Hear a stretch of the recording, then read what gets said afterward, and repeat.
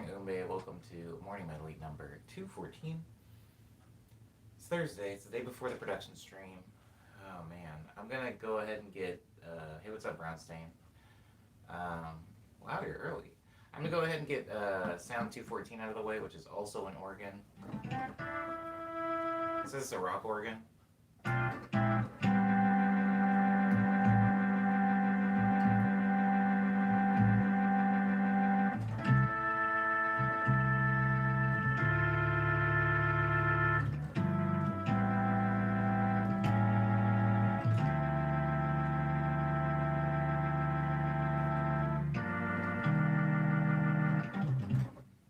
Interesting. The organs always sound better up high for me. Like, those low notes are absolutely nothing. Okay, guys, this is 214. Again, the stream right before the production stream. There's a few things that I want to cover in today's stream before tomorrow's stream, before the extra long one. Talking about some of the things I'm going to be working on, but I'm going to do the medley first, while some people still arrive.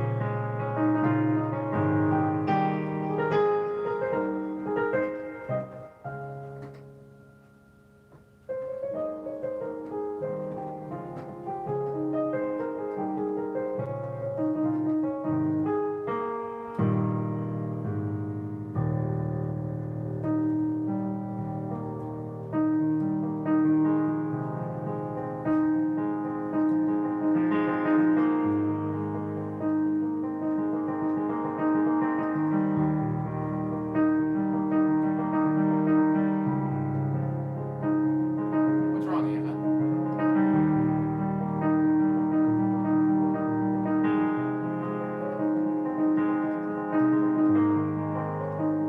Hello, alligator. How you doing?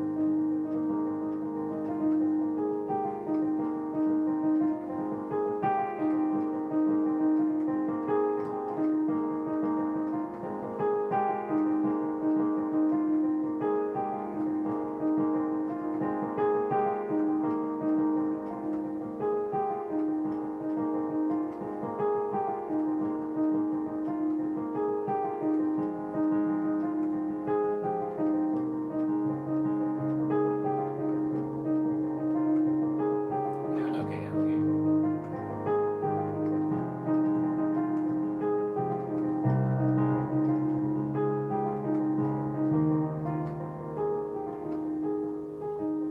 I've had an earache for 2 weeks. Wow, we were just talking about your earaches. I'm sorry about the workload. Sending you strength.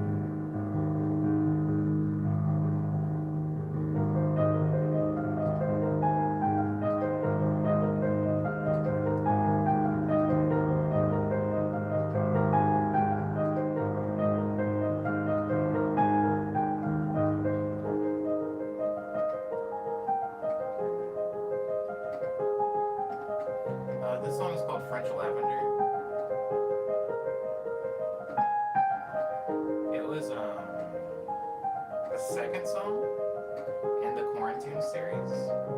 There's a music video for it up on my YouTube.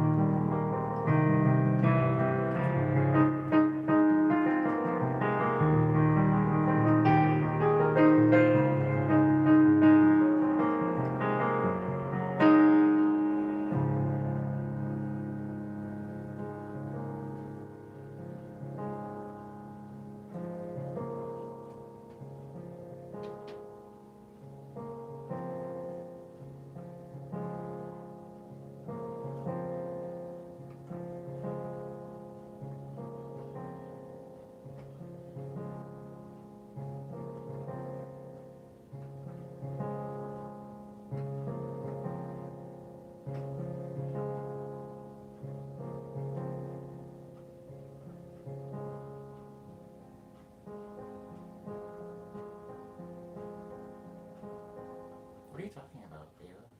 Sorry. Ava, what? Oh, you're talking about the ketchup bottle. What about it, Ava?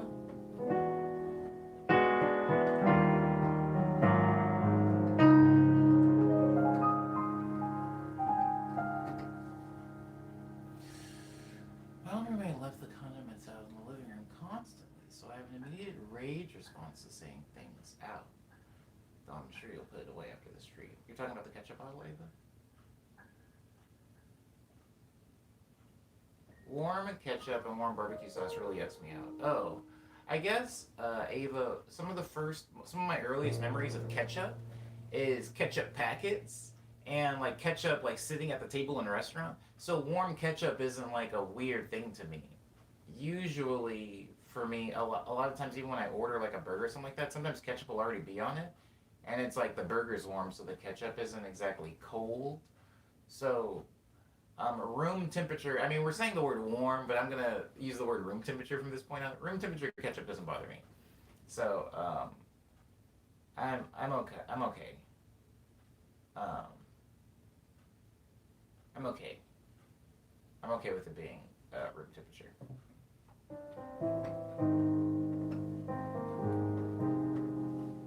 I mean, the ketchup in like all those restaurants doesn't seem to go bad, even though it's like sitting out on the table.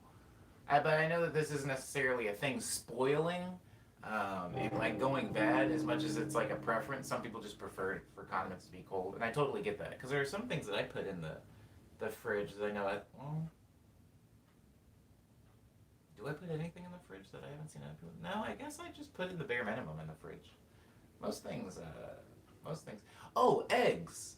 I had that with eggs the other day. Somebody was like talking to me about refrigerating eggs and how it's like not super necessary, especially if you're going to be using them pretty quickly. Like I bought eggs from the grocery store and I brought them home and I had forgotten to put them away for like an entire evening. And I was like, oh no, I hope the eggs didn't go bad. And the person that I was with was like, eggs don't just go bad if they're not in the fridge. Like the fridge is supposed to like help keep them along, but like eggs will be fine if they're not refrigerated. And I never really thought about that. How like people ate eggs for ages without refrigerators even being a thing. Anyways, uh, Ava says mostly they don't like to see it out of its spot, whether it be in the fridge or in my kitchen. Word up. I guess we don't really know where the spot is for that ketchup, which is kind of funny because since I don't put my ketchup in the refrigerator, that could be the spot for it. I mean, you only know that it's not because you've seen the string before and the ketchup's not there. But I guess as far as like preserving it, it doesn't really matter where I put it. I could put it under my bed.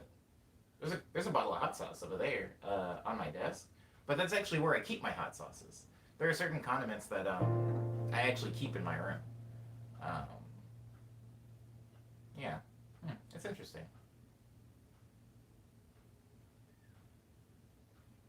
Interesting. Yeah. There's a lot of things that like if it's something that only I'm gonna be using, like it's not for the apartment, it's not for guests or for my roommate or something like that. I'll usually keep it in my room. Well, like since my hot sauces are mine, I usually buy like a set of hot sauces and I'll keep them in my room. And that's a condiment. Interesting. Hmm.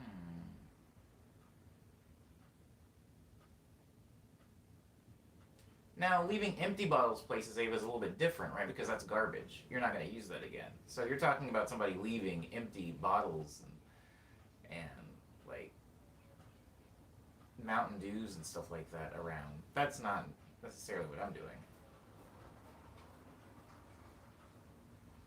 I also put away the blender and toaster after I use them. I also put away the blender and toaster after I use them, Ava, but that's because my kitchen's very small. And so if I leave a waffle maker out on the counter, it's taking up like a good fifth of my counter space. And so yeah, I put away like things like that. Like there are no appliances that are left out on the counter after I'm done using them. But I think that's more so a space thing. Like maybe if I had a big kitchen, I'd probably have a toaster on the counter, or I'd have like a toaster oven or a waffle maker. Yeah, I think that this would change if I had a sizable kitchen.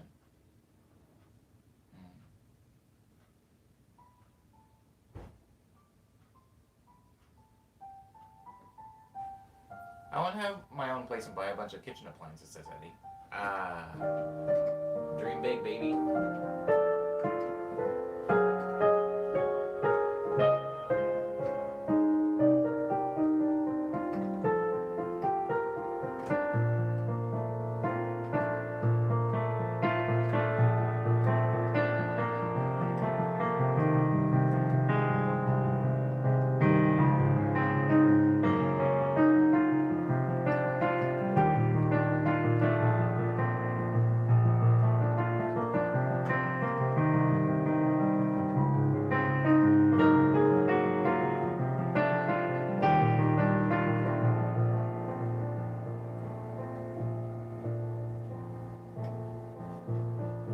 I really want to buy a takoyaki pan, but none of my friends like takoyaki, and it's kind of spendy to get the ingredients.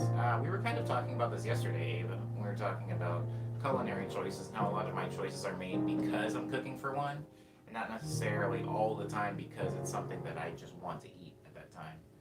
Um,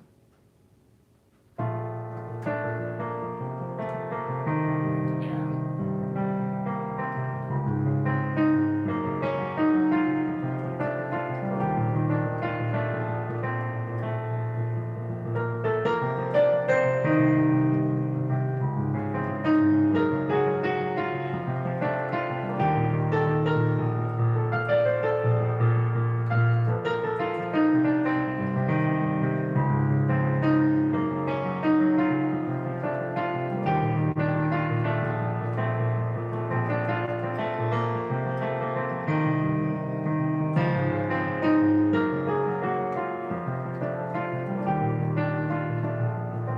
You know what's funny?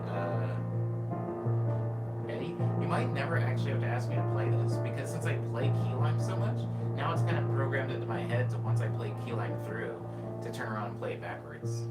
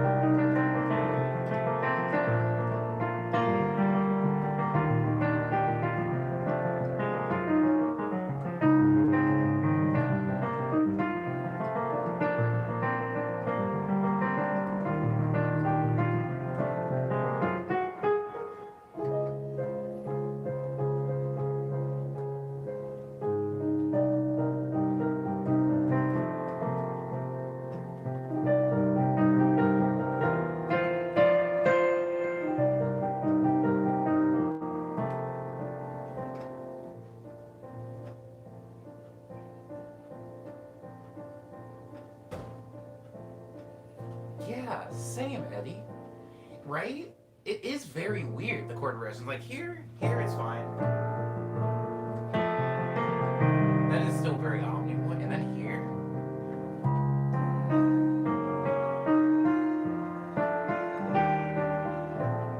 That part's weird, particularly this.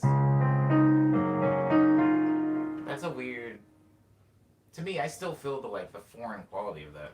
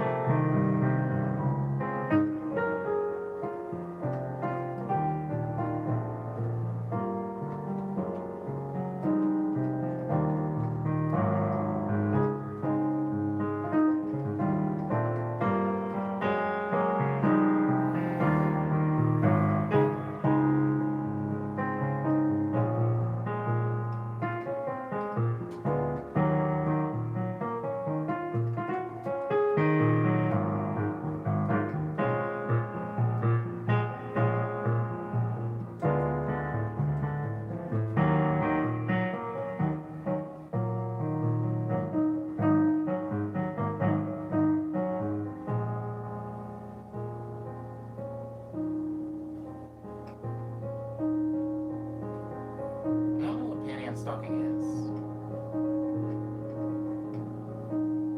Cowgirl.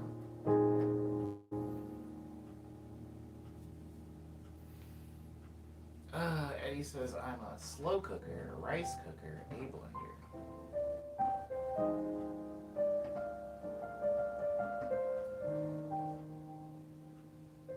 Guys, so speaking of blenders, I'm very hungry right now.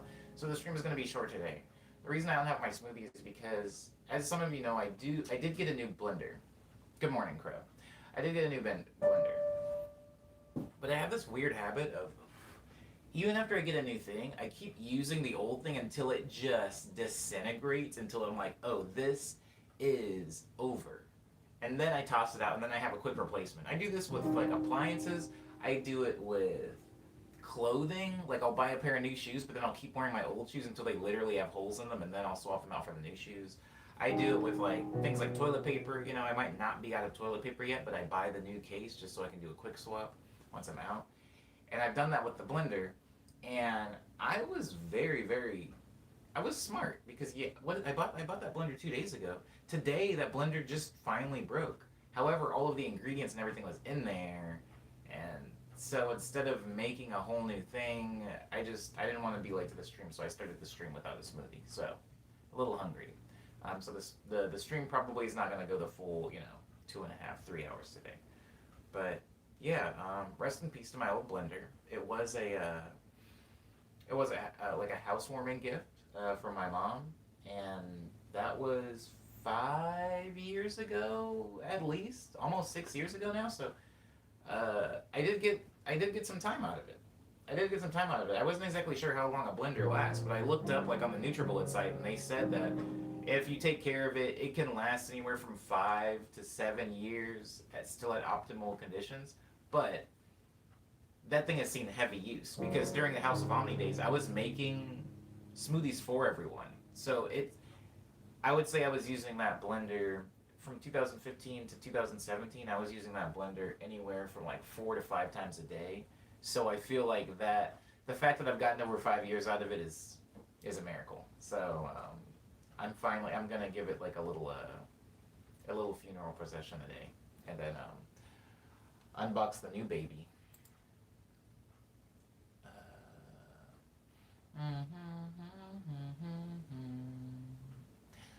Da, da, da. Bum, bum, ba, da, da, da. Da, da, da, da, da. Okay.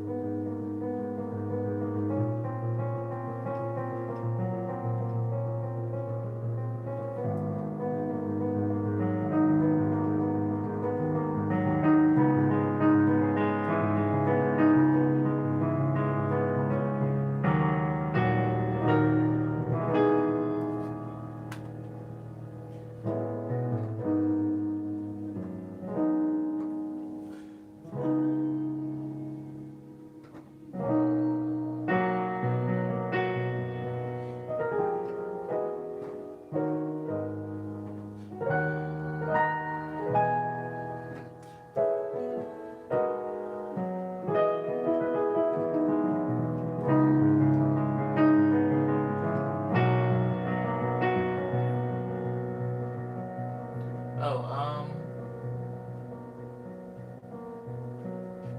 I'll be okay. I'll be okay. Lindsay. Like I said, it's gonna be a shorter stream.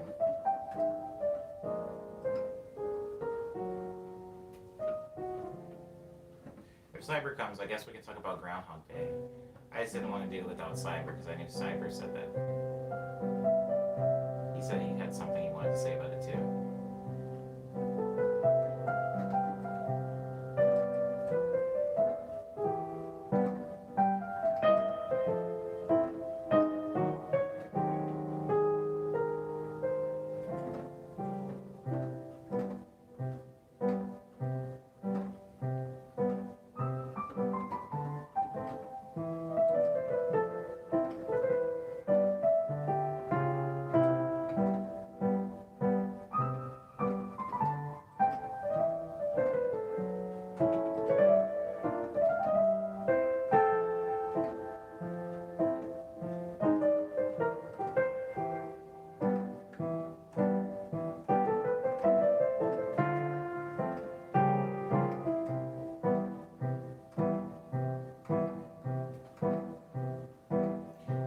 No. Eddie, the answer to that is no. Cyber's just been coming to the streams for several years now.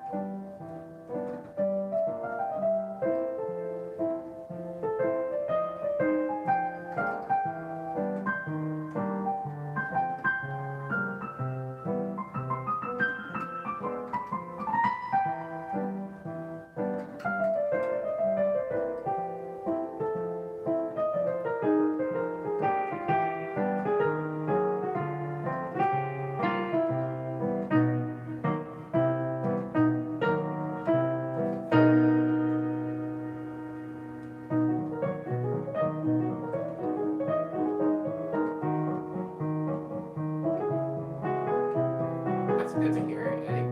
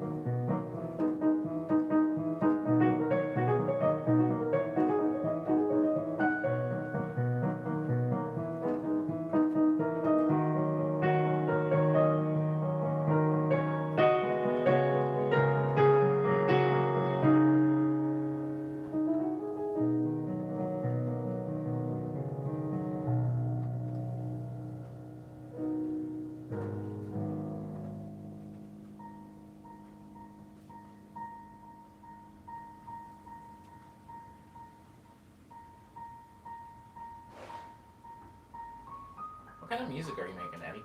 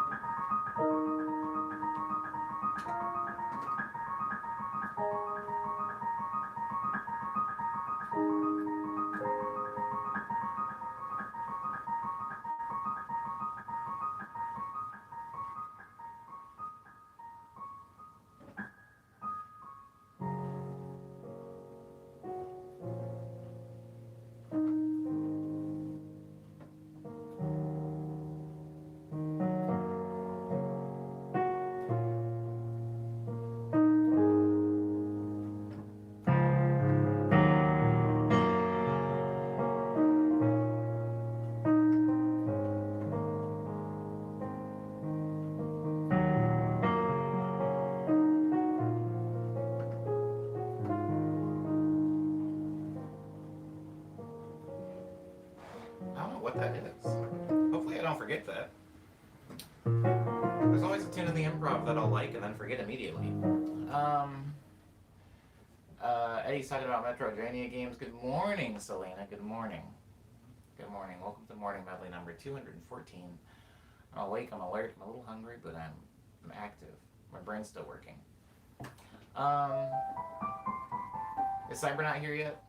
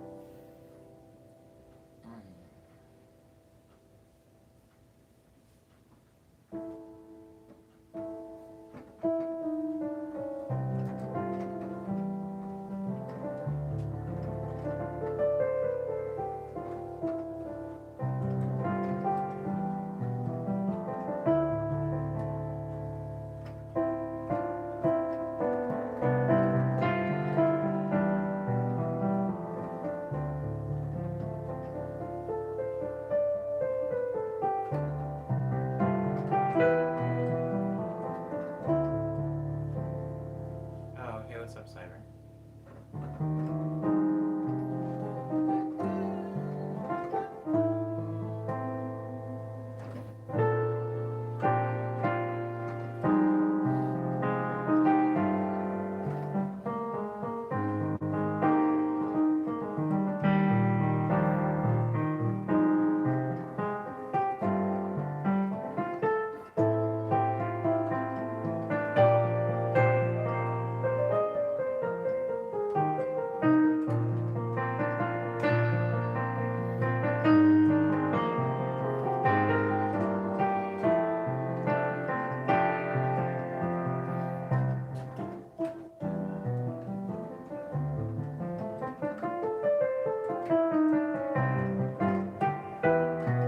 Hey, what's up, Zappy?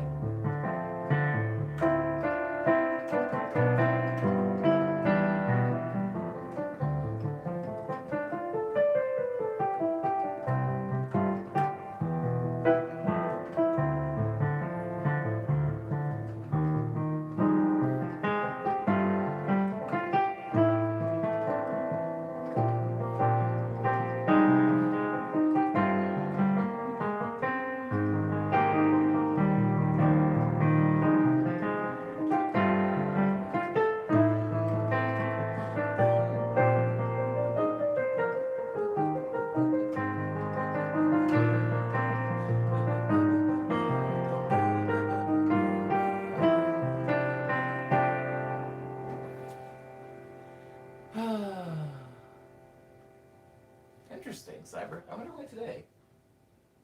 Is it getting louder? Is there something urgent? Okay.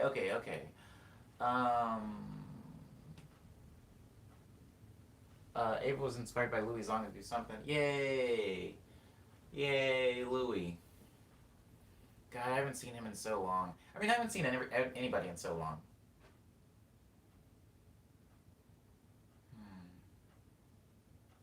I gotta get out of the cycle, guys. I gotta get out of the cycle. I gotta go see my friend. I'm saving up right now. I'm saving up money. Whatever that means. I'm saving up money to buy a bicycle. Like a good one. Like a good one of those skinny bikes that all the cool kids have. or I should say, a skinny bike like Louis has, because I think it'll just be good for me, especially before it gets too cold, quote unquote cold in LA, for me to ride the bike around. It's about to get like those cool, nice temperatures, so I'm gonna start riding bikes around. And Louis is always on his bike, so maybe we'll be able to hang out more then. Anywho, my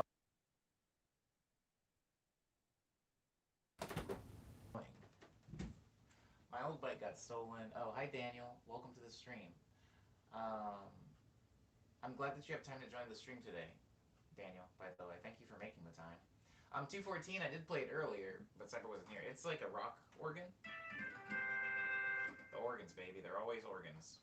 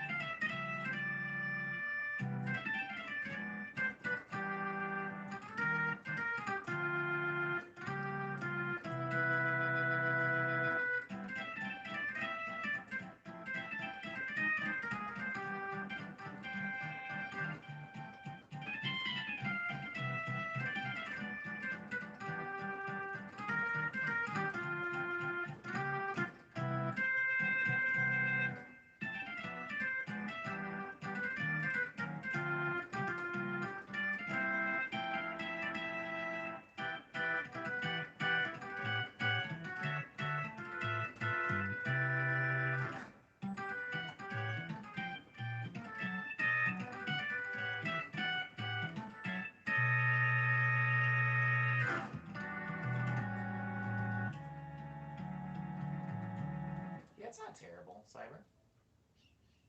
Because I was using ketchup earlier, Daniel. Um, what was I talking about though? Oh, I was waiting for Cyber to come for groundhog, groundhog day, conversation.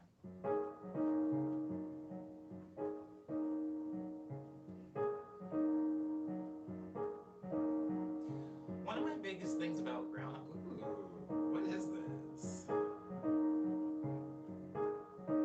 Anyways, one of my biggest things about Groundhog Day is that I feel like he definitely is in it for a long time. He's in the cycle for a long time, which I think would make us all go mad eventually. I just feel like some of his choices, which I understand for like the making of a movie, like it would get boring if we had to watch him slowly devolve into insanity. And I also feel like if because they don't exactly get into the Groundhog Day time loop in the beginning of the movie. It's like there's a lot of preamble and then the loop starts. And I feel like if they had to then keep doing the loop and watch him slowly descend, it would have been maybe boring for people watching. So I understand why a lot of choices were made, but I just am saying, as somebody that watched it, I feel like he goes he goes full on like suicidal way quicker than I think I would have. Like when he's like riding the driving the car on the train tracks, I feel like it would have taken me months possibly to get to that point. If I mean, it's hard, right? Because this is all hypothetical. But if I lived a month of the same day, like 30 days of the same day, I definitely started doing some weird stuff, like week two, but not nothing that wild. Nothing that wild. I'm not trying to end it. I'm not trying to end it all. Didn't they skip like 100 days or something before it got to that point? They did not. They did not, Daniel. They did not. Because that, like, I hadn't seen the movie for a really long time, so before I said that, I wanted to wait until I watched the movie, and it's like, no, it's literally like day four, I think, that he does that. There is no time skip before that. Now, right after that, like a couple of days after that, there is a pretty huge time skip. Like, they skip like a few weeks, and then it seems like a few months, and then there's definitely like, once he's like a master at like ice carving and like he's like a piano like genius. I feel like we're skipping like at minimum a year at that point. But no, him driving the car on the train tracks was like day four of the loop, which is wild. Like having a psychotic break that early into the loop seems seems a little early. I don't know. Um, oh yeah, yeah, go for it, Umbe. There's a handful handful of skips after that for sure, Cyber. Yeah, there's quite a few skips. Um,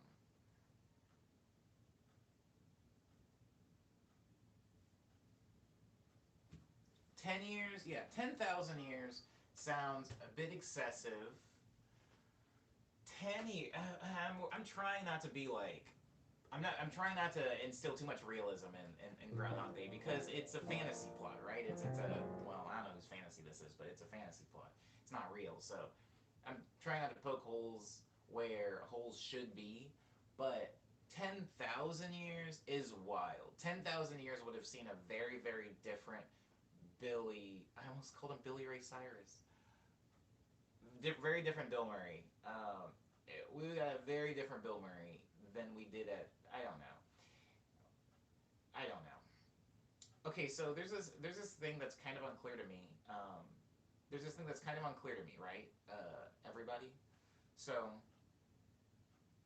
what I want to talk about. There's a lot of inconsistencies, holes that bothered me this time, says Lindsay. The main thing being the ice sculpting and piano learning. The ice sculpting and piano learning. Okay, so there's one small problem with, and I think it's only one problem, Lindsay, and the problem is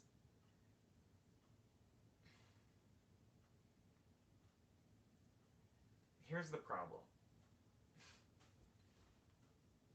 Here's the problem is if you're learning something like piano, you can go into a piano class and say, "Hey, can you teach me scales?" and then learn scales for sure. And then you can come back the next day, sorry, the same day, and then tell that teacher who doesn't remember you, "Hey, I only know scales. Can you teach me more than what I know?" And you can kind of build off of rudimentary skills like that. And then maybe um, Lindsay, maybe he takes a lot of that foundation, and then let's say off camera in a deleted scene, he ends up picking up books on like other books on how to learn stuff. Once he learns how to read, she teaches him how to read music. She teaches him technique, and then he learns pieces on his own time, which he has several years of. Hey, what's up, Buzz Buzz? The problem with that is that in the end, the homegirl, the piano teacher, says, "That's my student." Like, that's my student. Which means that even after he's an amazing piano player, he would have had to keep going to her every day, or at least the final day that we're seeing. And it's like, why at that point? What exactly is he learning from her? And so my initial hypothesis was that, oh, he's going to her to make her feel good. Like he's like Santa Claus for this town at this point. He's just going to people and going like, "Hey, it's me." Maybe he's like Men in Black mind erasing her, where he's like, "It's me. Don't you remember teaching me? Now look at how good I am." Maybe he was doing something like that, but he still would have to have paid her to get rid of that kid that was in her class, which seems like not the most altruistic thing to do, right? He's trying to help everybody, but he intentionally like bribes his way into this class, like kicking this kid out of this piano class. I don't know, whatever. There is one big issue with him learning these skills, which is that once you get into far more advanced things in any skill, lessons stop being as important, right? Like if he's really, really good at piano, there's nothing that he could probably learn from that piano teacher in a few hours that would have her, one, feeling like she taught him anything, and him having have like actually absorbed anything. I don't know. It's stupid. Hello Kiwi. Hello Kiwi. Good morning. I think it's way more than 4 years. He knows a lot, and after your initial breakdown, you'd probably start doing stuff, all the stuff, for sure, absolutely, absolutely. So I feel you. You know what's funny, says Cyber? In the beginning of the movie, the Amazon Prime has a little title card that has a factoid on it, and it states that the estimated time that most people agree upon is roughly 4 years. I feel like, okay, so the young couple at the diner who was having issues that morning, they were married that evening. Why are they in the same club? Yeah, they were. Okay, so this is how I'm seeing it. Oh my god, I wish I had a whiteboard so bad for this. So, that couple that was getting married in the diner, that was their wedding day. And for some reason, they were like just hanging out in the diner on their wedding day. Bill Murray talks to them at some point, or talks to the homegirl at some point, convinces her to marry her husband, fiance. convinces her to marry her fiance, right? And then they get married that day. Somehow, I mean, just suspend belief that this is how weddings work. They get married that day, and then that night, instead of like going on a honeymoon or spending time with their family, they come to this groundhog party. Maybe they're just in Puxatawny. There's really nothing better to do, so everybody after the wedding goes to the groundhog thing. I can suspend my belief for that for sure. However, the problem is here's the problem. Okay, my ultimate problem with this film is it seems to be Bill. What's his name in the movie? I don't really want to call him Bill Murray anymore. What was his name in the movie? Does anybody remember? Guys are flying low today, huh? Nobody can remember. I'm gonna. Somebody's probably typing it in the chat and I can't see. Uh,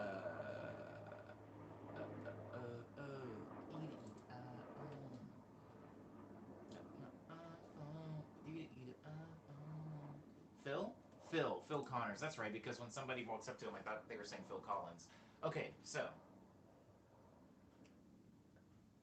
as not insinuated at least now, how I'm reading it, he focuses on specific things on a daily basis depending on what he's doing. This I get. This is getting to the point. My point. My point is the movie seems to posit this moral lesson in that Phil is a horrible person and he's stuck in this loop until he becomes a better person. And we kind of see him this movie could have been like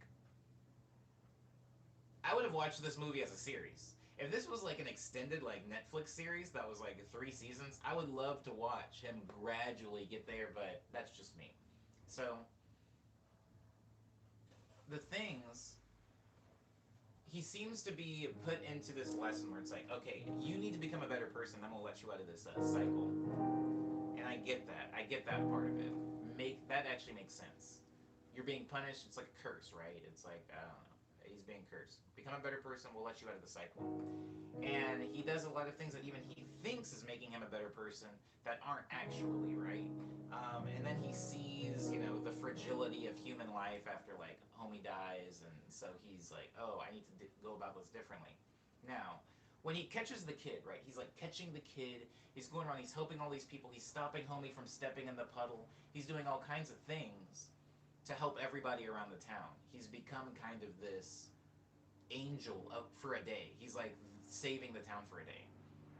My only problem is in the very beginning of the movie, he has become he has become enraged and suicidal because the day is looping and it's the same thing every day. What I believe is happening in the movie is he is gradually becoming a good person and doing those same things every day, and the only thing that's like making him keeping his brain active is he is not limiting himself to the the one loop of good things. So he does a bunch of good things and he's trying to squeeze extra time to do other good things, right? He's like, I can learn this, I can do this, I can help them get married, I can save this kid from falling out of this tree, I can also stop this person from falling, I can stop this man from choking. He's like trying to do as many good things in a day, and it becomes kind of a game, maybe. Like, he's like, okay, I did 13 good things today. How can I do those same 13 good things and add in a 14th good thing? What else bad is happening in the town that I can, like, race over here and quickly save this thing and then come back and still do this thing? And it becomes like a cool game. I am willing to believe that that is a thing. But I also think that if he's still doing that for even a year of doing that, I also think would make him go mad, and he wouldn't be the amazing Phil Connors we see at the end of the movie. I think it would cause another, possibly like a latent psychotic break of just trying to save this town. And I think, I could be projecting here, but I think he would eventually become apathetic and like this weird, like all powerful, but ultimately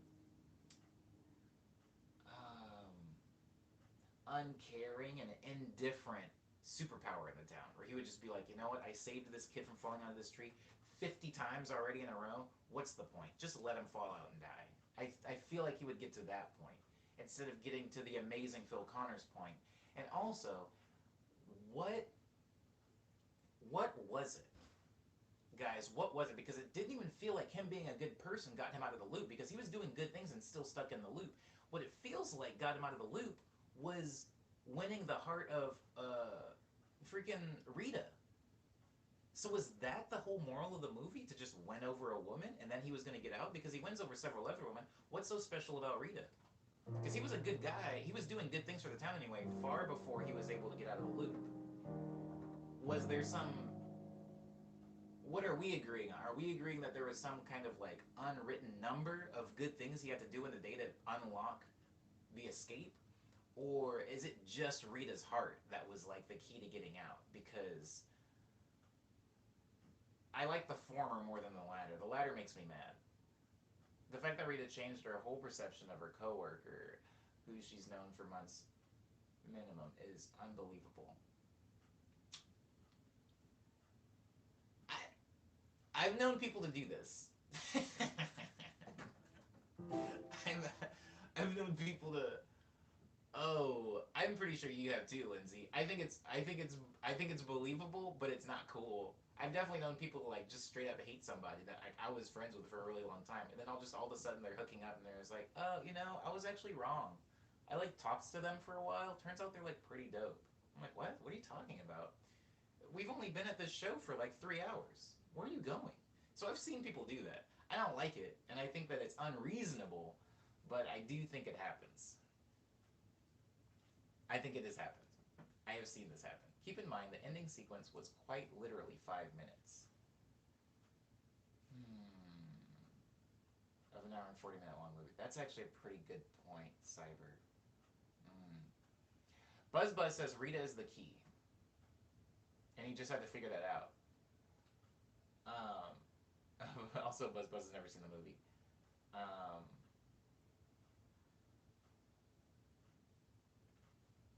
Yes, the person they changed their mind about was horrible. And this was my friend. I have some horrible friends. I don't want to get into that. But it was one of those things where I have this friend that kind of sucks, and I had this friend who was great. And this friend, she hated my friend. She was like, yo, he's a pig. I can't stand this dude. And I'm like, yeah, I know. He's kind of trash. But, he's been around for a while. Like, we've made songs together. So just, like, I don't know. Like, tolerate him as much as you possibly can. Anyways, they ended up hooking up. I mean, down the road they ended up breaking up, but like they were together for a while, and it did bother me. Maybe it shouldn't have. Maybe I'm a bad person, but I was like annoyed when it happened. But yeah, it happened in, I would say, less than a day. It happened at a show. At a show I was playing. Anyways, Umbe says only of the common character only of the common characteristics of characters with vast knowledge is knowing how to manipulate anything. That's why I go with the 10,000 years, since he'd know how to do and get literally everything. Literally anything. So Umbe is more of a fan of the 10K. I think that the 10K does give him a lot of knowledge, but it also kills him. I think mentally he's mashed potatoes by the end of that movie. He's not good. He's not good. He's not a good person. I don't think he's a good person by the end of that movie, if it is truly 10K years.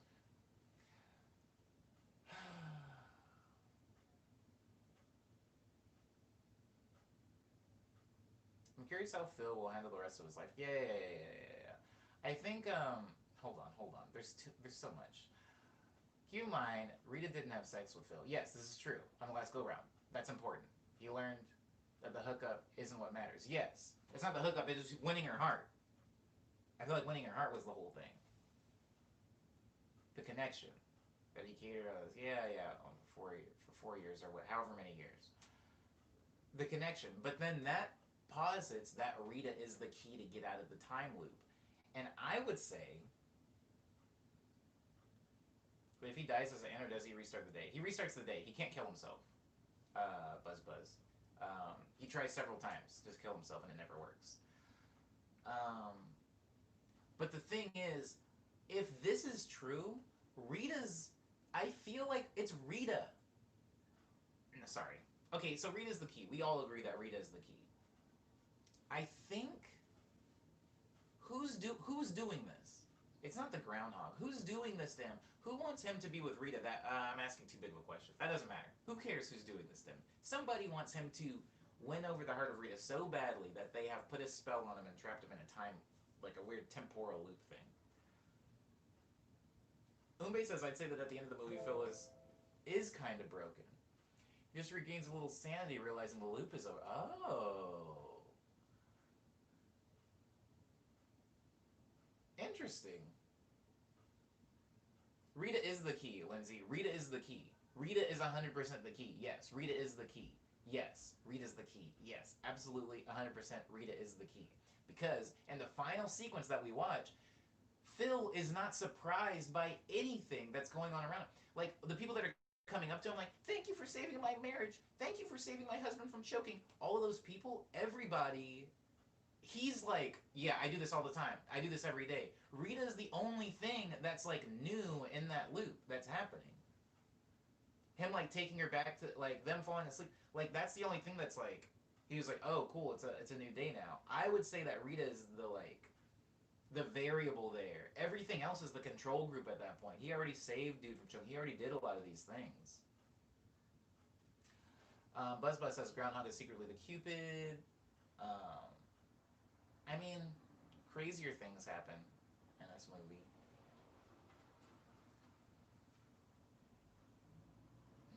Maybe one of the things he had to do as escape was to treat Rita better than he used to. But I'm pretty, yeah, Daniel's pretty sure that happened before the end. I feel like it did too.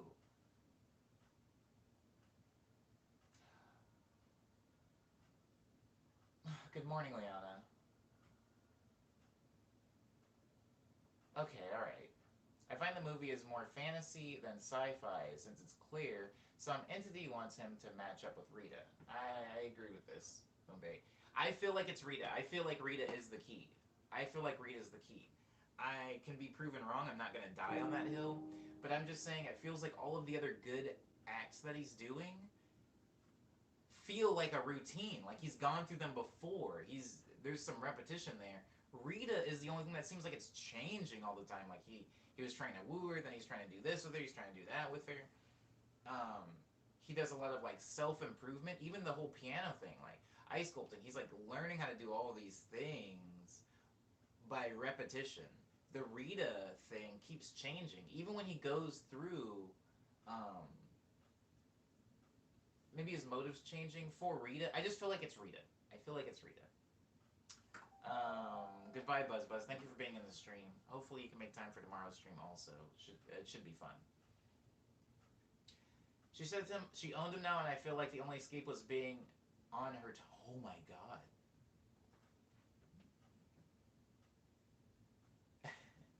Liana's positing some really weird stuff, but very interesting, but very weird stuff. What if it was like there was like an incantation where only once he becomes the property of Rita, she can bring him out of the loop, but he has to first submit and forfeit his own agency in order to get out of the loop. Because that is, yeah, once she purchases him for, I can't remember how much money, but it was a decent amount of money. Once she purchases him, he is able to get out.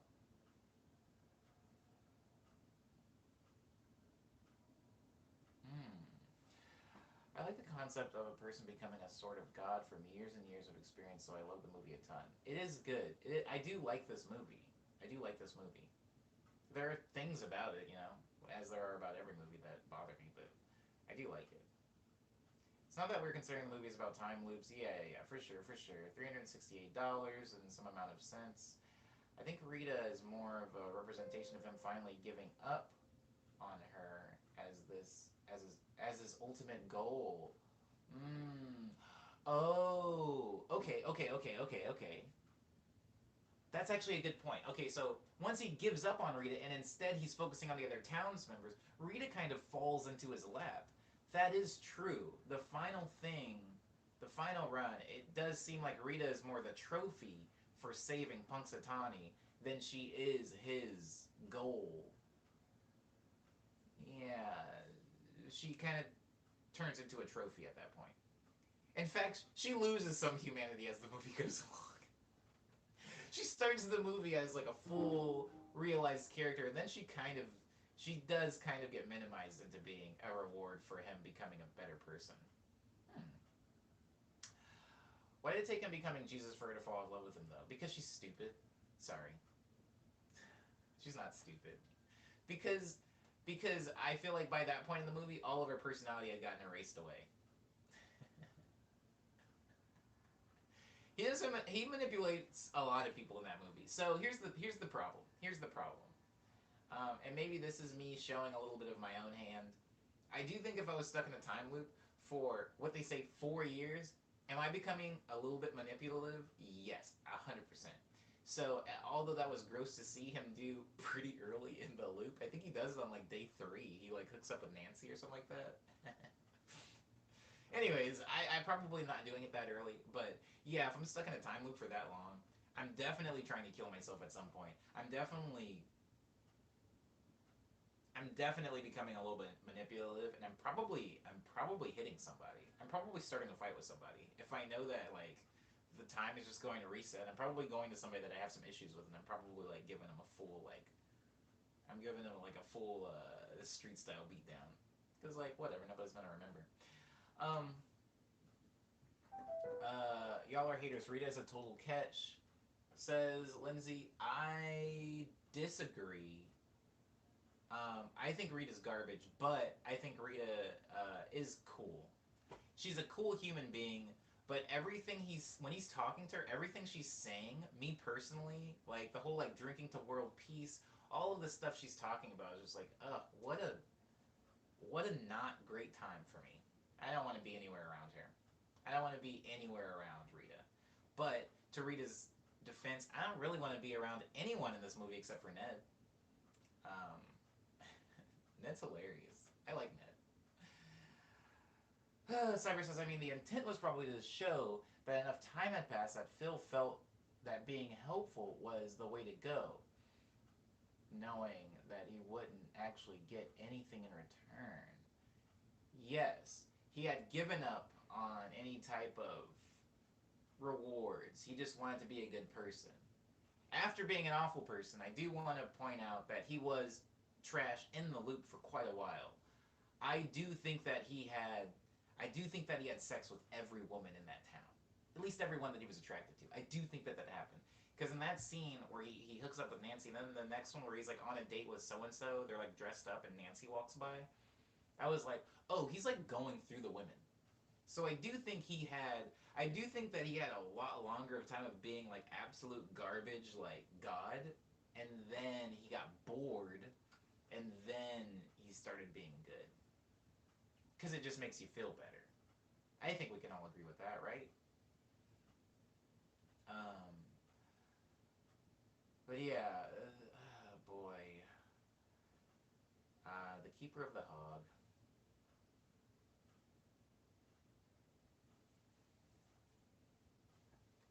Yeah, yeah, Rita's garbage.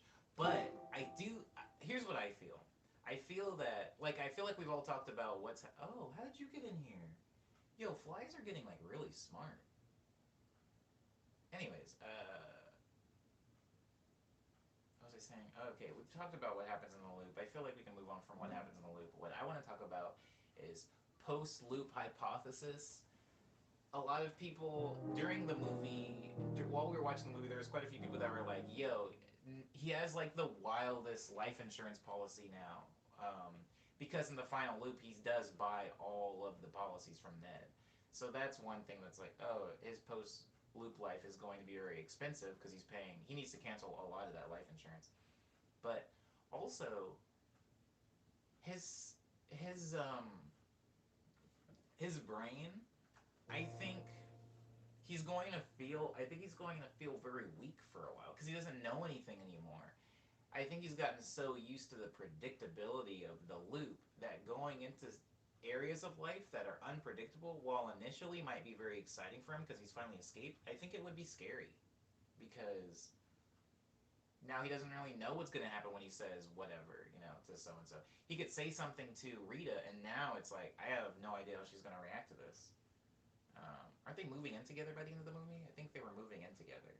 Unless I'm getting confused with a different movie. I don't think he actually improved as a person. It wasn't because he wanted to treat others. He just got bored, says Lindsay. Hmm. He won't be able to adapt to unpredictability. His relationship with Rita collapses. His perception of time is forever impaired. His relationship with Rita definitely collapses. Like, it's just not built to last. It's not built to last. But I think he has a non-consensual intercourse on like day 5. So I was like, yeah, this guy is probably not that great of a dude. Says Gunbei. Yeah. He's not a good. I mean, the movie does a really good job at showing us he's not a great dude. Even in like the first 5 minutes, the way he's like talking to his coworkers and stuff like that, he's just not a good person. This we know. Um, but I think instead of being self-centered, prima donna, etc. But yeah, we don't know what happens after he gets out of it. I think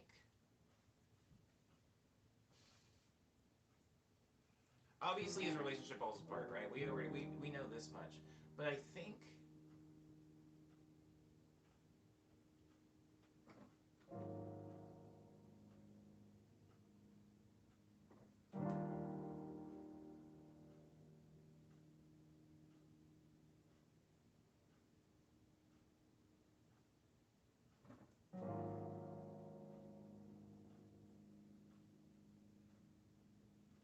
what was I saying?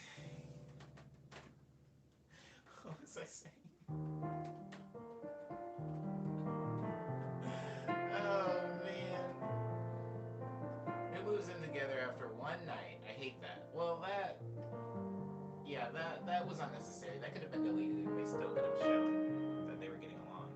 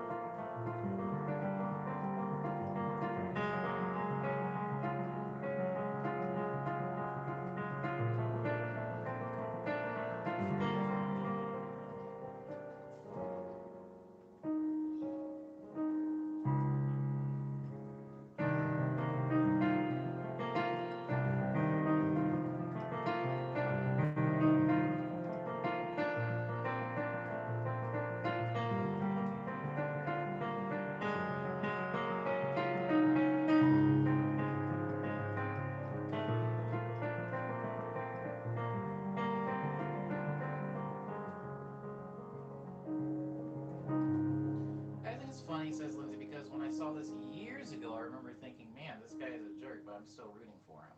Good. I think that's what you're supposed to do. But this time around, like, this guy sucks. He deserves whatever karma serves him. I don't know. I think a lot of my problem with the timeline could have been solved with a day counter. That way, his acquired skills would at least make sense. Yeah, I mean, a day counter would be. The problem is, if you have several days, if you have more days, yes, you do get better as a person, but I do think that your brain suffers. I think your brain goes bad. Your brain is trash. In fact, I think that for me, there would be an arc. All hypothetical, guys, but I feel like for me, there would be an arc of like frustrated, suicidal, and then becoming a good person, and then reaching like a new plateau of like boredom, frustrated, suicidal, chaotic. I think I would just like keep doing that until I would feel like my final resting place would be like ennui, I guess. Like maybe I just don't get out of bed all day and I just try to like sleep through the day. I think probably that. I don't know. Or I try to see how far I can possibly get away from the town before, before things go bonkers. Yeah, I don't know. I don't know. I don't know. You know? I feel like Phil Connors at the end of the movie has all of the good things that a time loop would give you, but none of the bad things that a time loop would give you. The good things being like godlike understanding of human nature and altruism, and the bad things being mental atrophy. I feel like his brain was just like he would have started losing brain power after a while. I think the cool thing about these kind of stories is not having a day counter makes for better tinfoil theory. Absolutely, Liana, for sure, for sure. He never did try staying awake though, Cyber. If he did, yeah, he didn't do it on camera or he didn't do it on screen. When you're that old, it's literally impossible.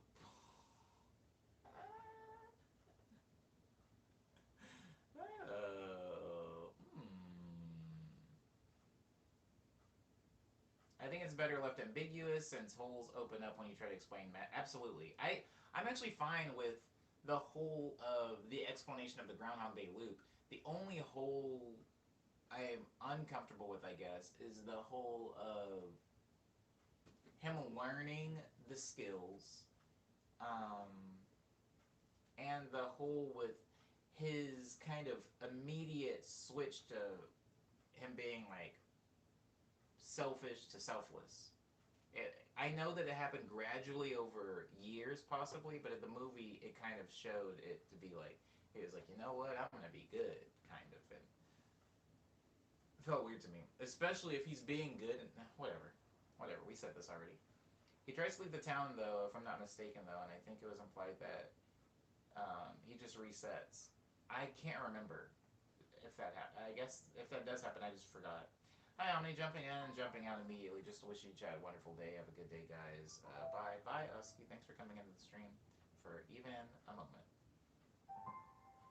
The blizzard keeps him from leaving the town. But doesn't the blizzard... But, I mean, the blizzard... Doesn't the blizzard, like, not start until halfway through? Like, when he wakes up every day and he looks outside, the streets are clean. Like, what if he immediately left? Like immediately? Because the blizzard hits a little bit later. Like, when he wakes up the day he escapes the loop, he's so happy to open the blinds and see that there is snow on the ground because the blizzard happened. But when he wakes up in Groundhog Day loop, like, the skies are, like, clear. Like, everybody's shocked by the blizzard hitting. But it's fine. It's whatever. This is all pointless. That's my issue with the timeline. The transformation is impossible, says Lindsay. It doesn't have to be possible, obviously, but it has to be believable. I think the fact that you wake up each day refreshed would keep you sane now that I think about it. You just break and get over it because you have no choice.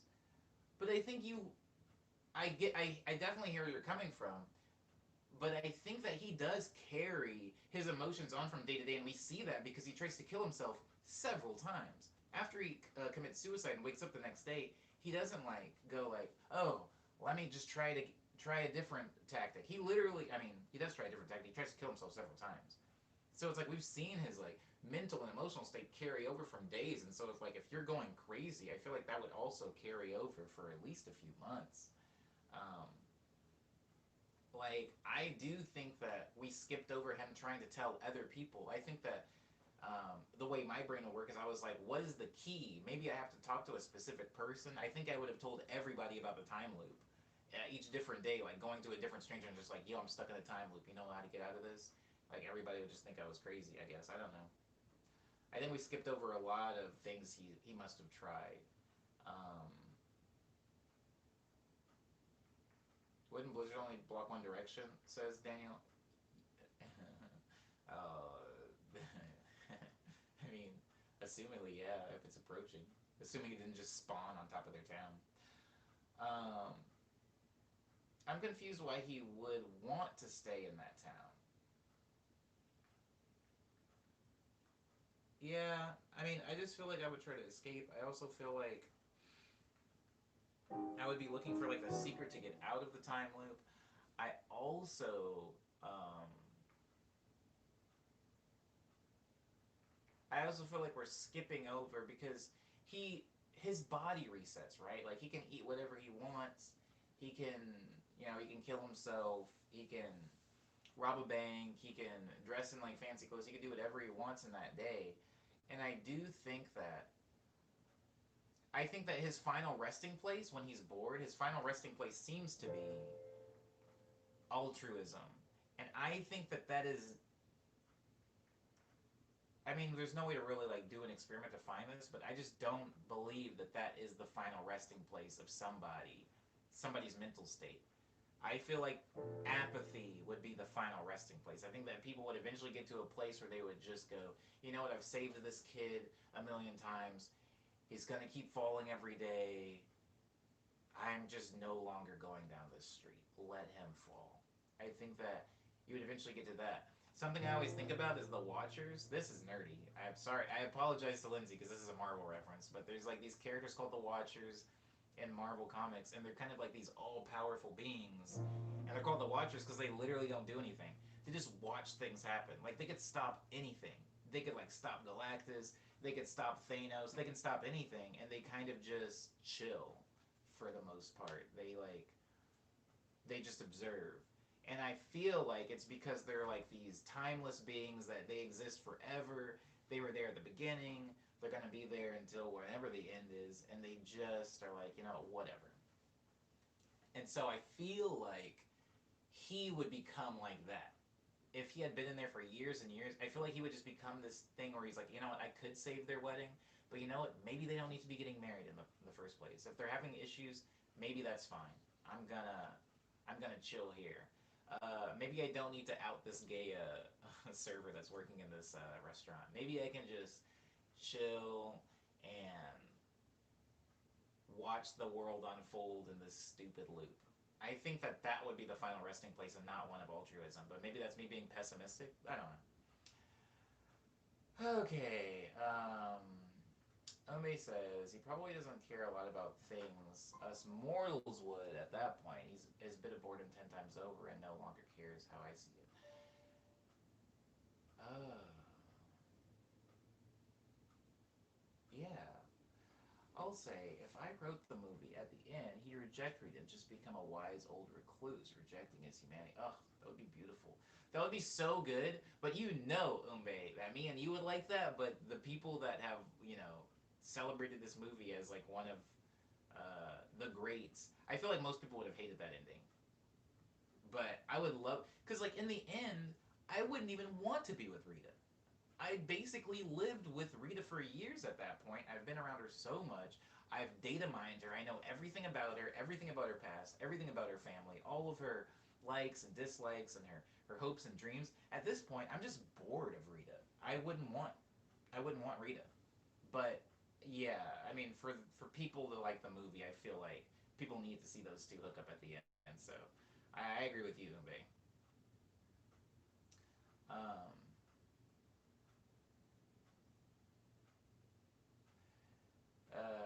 yeah. Yeah, screw Rita. Screw everybody in that movie. Except for Ned. Except for Ned and, they're, oh no, because he takes back his tip. I don't like that guy either.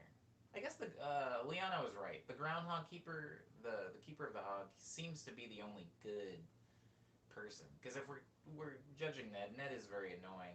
Keeper of the hog, I mean, other than not being able to chew his food, you know what? No, screw him. He can't chew his food. Uh, I don't like him. I also don't like the piano teacher because she kicks out a student. The only character in this entire movie that I think is just a cool person is are the old women with the flat tire. Maybe. Yes. Fine. Yeah. Final answer. Whatever. What about the old lady? Says Dan. Ah. Hey Daniel. Oh. The hog, says Leanna. I'll count the hog too. The hog's an animal, but I'll count the hog. You called them dumb when we watched it. Oh, they're super. Because they said there was an earthquake happening. They're in like Pennsylvania. Sorry.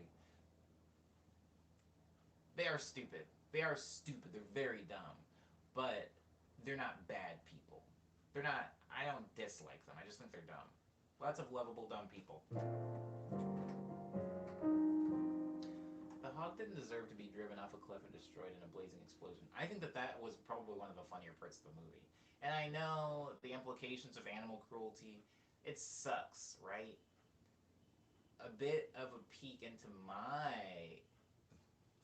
psyche, I guess, is that some cartoonish violence still gets me. I mean, even if he was driving off the cliff in the truck and he had a baby in his arms, I would still laugh, and that's like awful, right? Because that's a baby. But like something about the way it was framed and the explosion, that's hilarious. So like I do like the groundhog dying in that explosion. That's really funny. Um, Phil absolutely tries to murder the hog any number of times. I would like to see because that's what I would do. Honestly, I would try to kill that hog because I would just assume Groundhog Day. I would assume that it has something to do with the hog. I would have murdered that hog at least 3 times. At least 3 times. Not by driving off a cliff, but like easier ways. I don't know. Um, I 100% do not care about fictional violence, etc. Oh, it doesn't bother me one bit. It doesn't bother me either, Ava, to a more extreme degree. But sometimes I'm around um, some people that I'm friends with that are like very. I don't want to see anyone fighting. I don't want to see anybody get choked. I don't want to see anybody fall off a building. I don't want to see any drowning. I don't want to see it. It's gratuitous. And I'm just like, all right, I get it. I get it. Some things bother me in movies too that don't bother a lot of people. Um, what's something that bothers me in movies?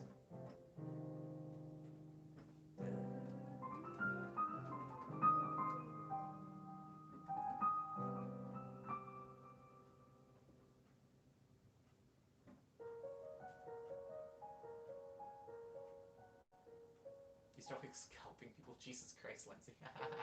I don't know that I've seen a movie where somebody gets scalped, but I'd probably be fine. I'd probably be okay. Depending on how long the scene is, I kind of have one of those things. Like I can see like a pretty awful like Saw level like violent graphic scene, but it's a time thing. There comes a time like if somebody's getting tortured and they're like ripping like toenails off or something like that, I'm like, all right, I'll watch one toenail get ripped off, but you better kind of move it along. Like I don't want to watch this all day. I don't want to see 15 more minutes of this. Hereditary almost hit my point. But that's only because it was unexpected. Hereditary is a beautiful film. I love that movie. It didn't hit my points of anything other than pleasure and joy. That's a feel good movie. Oh. Ava says it grosses me out in the moment if it's particularly gruesome, but the second the scene is over, I'm fine. Word up, Ava.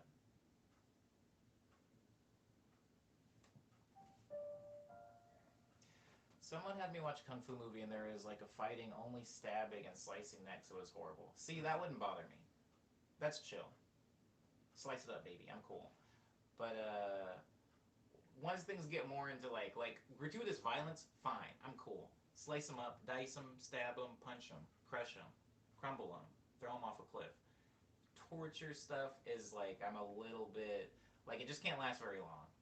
Torture scene, I don't know exactly what the time is, like what my limit is, but there usually is a point where I'm just like, all right, let's wrap it up. I think let's wrap it up. I hate war clash scenes. Too much violence, and it's typically inaccurate tactics wise. Oh, those don't bother me, but yeah, they're probably pretty inaccurate, huh? Um. Oh, I have seen that movie, Lindsay. Oh, then I guess it doesn't bother me. I guess it doesn't bother me. I'm sorry, I'm trying to think of things in movies that bother me that don't bother most people.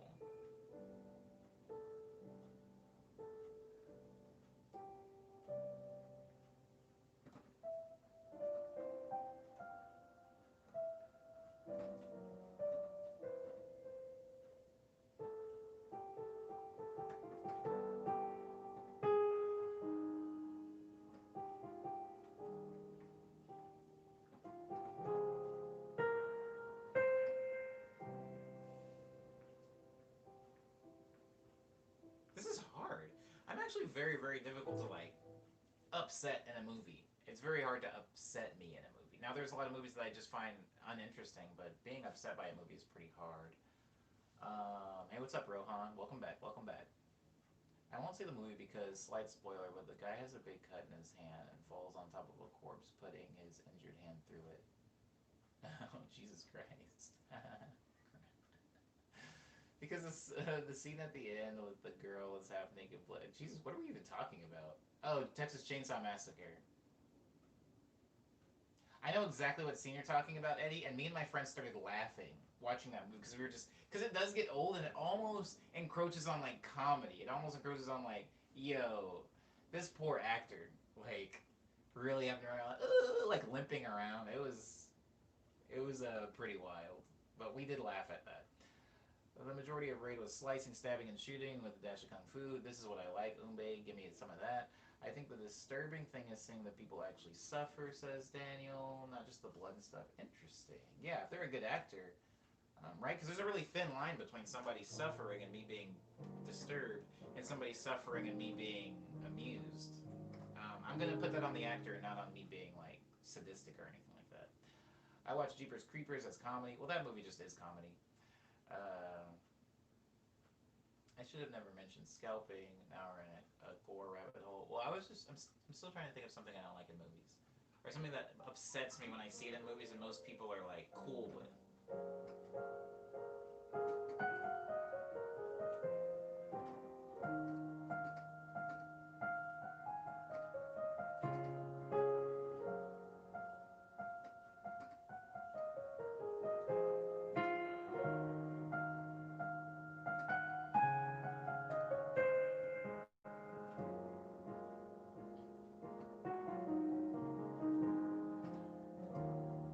I'm not a fan of the Saw movies either.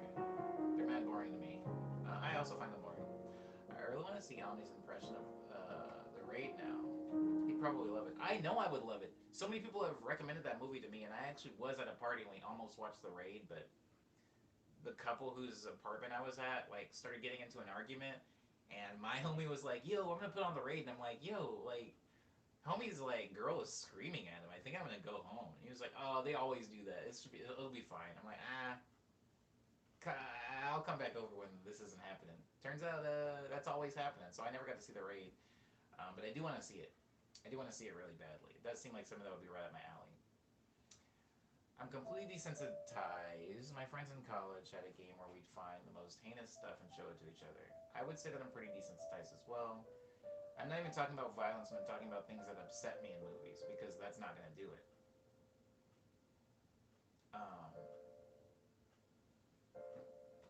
Um, I think, yeah, so what I'm going to say is not going to be a violent thing. Violence doesn't bother me in movies. Something that bothers me in movies that doesn't seem to bother other people is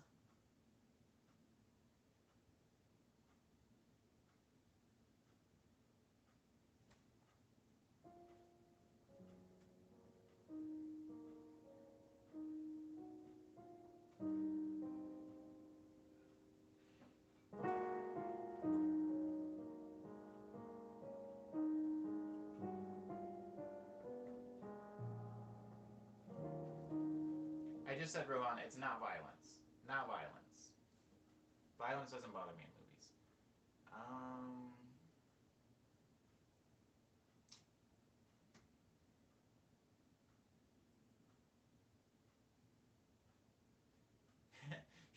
this is going to be something that kind of maybe bothers everybody. Something that bothers me in movies is like poor mixing. I'm not going to make that be my final answer, but poor mixing in movies. You know the movies where you have to turn it down every time an action scene happens and like people are shooting, but then you have to turn it up whenever people are talking because it's just poorly mixed. That really bothers me, and a lot of people that doesn't seem to bother them. Like I've been watching movies with friends, and I'm just like, this sucks. And everyone's like, well, what's the problem? Like it's like it's way too loud. It's way too loud here. It's like Transformers, you know, where you can't hear what people are saying, but then the second like Bumblebee comes on screen, it's like a Dolby sound system. It's horrible. Ava doesn't really like sex scenes. It's boring, awkward, and wastes my time. I feel that way about real sex. Anyways, no, I feel you, Ava. I think that it's another time thing. It's like the torture thing. It's the torture thing. It depends on how long it lasts. It depends on how long it lasts. If it's quick and tasteful, I'm cool. I'm trying to think of a movie that had a sex scene that went too long, but usually I just kind of like repress sex scene memories, so I can't remember. I remember the sex scene in 300 being particularly long because the way it was shot was like this kind of fade into black and out of black, into black and out of black. It would be like out of black, like thrust into black, out of black, like hands gripping hair, black, out of black, and I kept doing that. And after maybe 6 scenes like that, I was like, wow, there's still this is a little bit too much. I just felt like it lasted too long. I'm cool with any sex scene as long as it doesn't have. Oh my god! Actually, hold on. Wait, hold on. What was the name of that movie where it's like Robert De Niro and Al Pacino, but they're like older? It's like them in a movie together and they're older. What was that movie called? Oh, um, Past Their Primes. Past Their Primes. It's called. No. Crap, were they both even in this movie then, or was it just a Robert De Niro movie?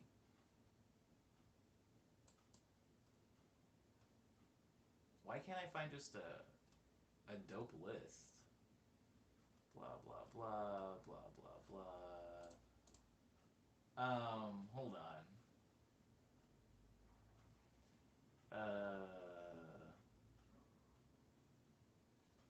I'm just super hyper aware of actors being paid to do that in front of cameras in the world, and the second hand embarrassment kills me. I feel you. I feel you, Ava, for that. Absolutely. Um, it's hold on. No, it's not Irishman, Thomas. Too recent. Too recent. Too recent. Too recent. Um, Ava, I am not prone to secondhand embarrassment.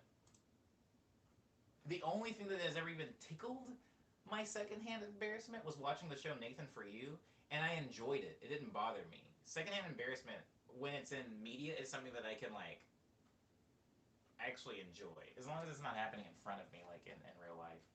I can't remember the name of this movie. It doesn't really matter. But there was also a movie called like 88 Seconds or something like that, or 88 Minutes. It doesn't matter. Like Al Pacino old, Robert De Niro old. But there's a movie. There's a. Who wrote that movie? There's just a movie where like Al Pacino is this like old college professor, but all of these like hot young college girls always want to hook up with him. And that's not the premise of the movie. There's like some other thing that's happening in the movie. He's basically like a genius detective and he's solving some crime or mystery. But the amount of like young, like I don't know, like 22-year-old women that are just throwing themselves at him throughout the course of the movie, first of all, is laughable. And then any movies that have like a sex scene where it is like this old man and this young woman is always really, really funny to me. Funny in like a ew, what kind of way. Because it's just like, why? I know why they're doing this, but this wouldn't happen the other way, would it? It's not bad now that I'm an old. Oh. But when I was a teen, I legit paused a movie during awkward scene to unclench. Wow. Wow. Well, every day is progress, right?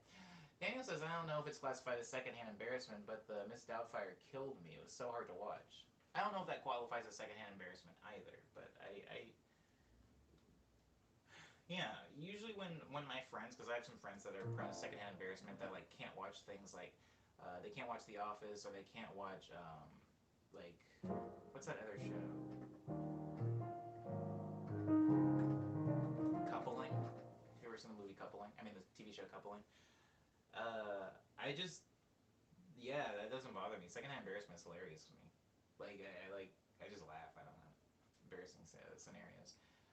But a thing that happens in movies that's hard for me to watch. Hmm.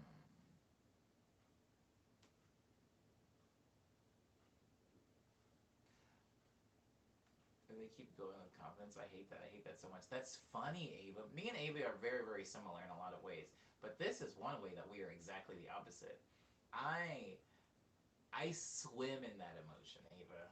I drink it in. I bathe in it. It's beautiful. I love it.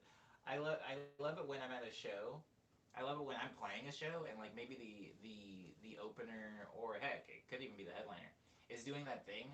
You know where like when everybody's kind of like chilling and they're not going ham, they're not like going hamburger for the act. So the act does that thing where they're like, everybody come on up, come on closer to the stage. I won't bite. Like, hey everybody, like let's get up here. What are you doing way back there? And they're like actually talking to the people and everybody's like very not into it. Nobody's laughing. Nobody wants to go up to the stage.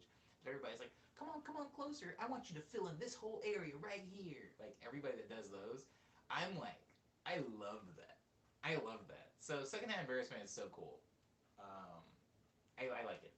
I'm sorry, Ava, that you don't like it. There's just so much of it in performance. There's so much of it in any like entertaining, performing thing. Stage musicians give me such embarrassment. I get a lot of secondhand embarrassment too, says Eddie. Uh, hmm, that's funny. Lindsay's akinning this to sadism. No, no, no. It's not like I want. It's weird. It's not personal. It's not like I want because the musician on stage is not uncomfortable. They're like, I mean, typically they're if they were uncomfortable, they probably wouldn't be comfortable yelling at everybody in the crowd. Like, you get up here! Oh my god, I have that shirt. Everybody come up closer to the stage for this. This is our last one. Everybody put your hands up. Like those people, they're in their element. The people in the crowd, they're maybe not having a great time. But I'm just enjoying the palpable energy of the room. I think it's fun. It's like comedy for me. It's fun. Um, it's great. It's great, but not at anybody's. Like, if it's different. If it's at somebody's, what's the word I'm trying to use? If it's at somebody's expense, like if somebody's visibly upset, sometimes it can be horrible. I'm not laughing at that person's pain. It's just a very funny situation because it always makes me think of The Office. It's like the typical Michael Scott setup. Like Michael Scott does something really stupid, says something really awful. Everybody knows it's awful, but he doesn't know it's awful. Nobody wants to tell him it's awful because they don't want him to feel bad. And so it's just kind of this stalemate. And those are always really fun to me. If you're in on it, right? Like if you're unaware that you're the embarrassing one, then maybe it's not so fun. You're just embarrassed. But it is very funny. Cyber says, remind me of some other time about how I got a rapper's mixtape from falling out of the back of his SUV. Jesus Christ. Um, I still haven't come up with an answer, guys. The thing that bothers me in movies. I think though what we're getting to the bottom of is things in movies don't bother me. Now, yeah, things in movies don't bother me. Now there are movies I don't like, movies I don't want to see. Let me just name a movie I don't want to see off the top of my head. A movie I do not want to watch that I know exists is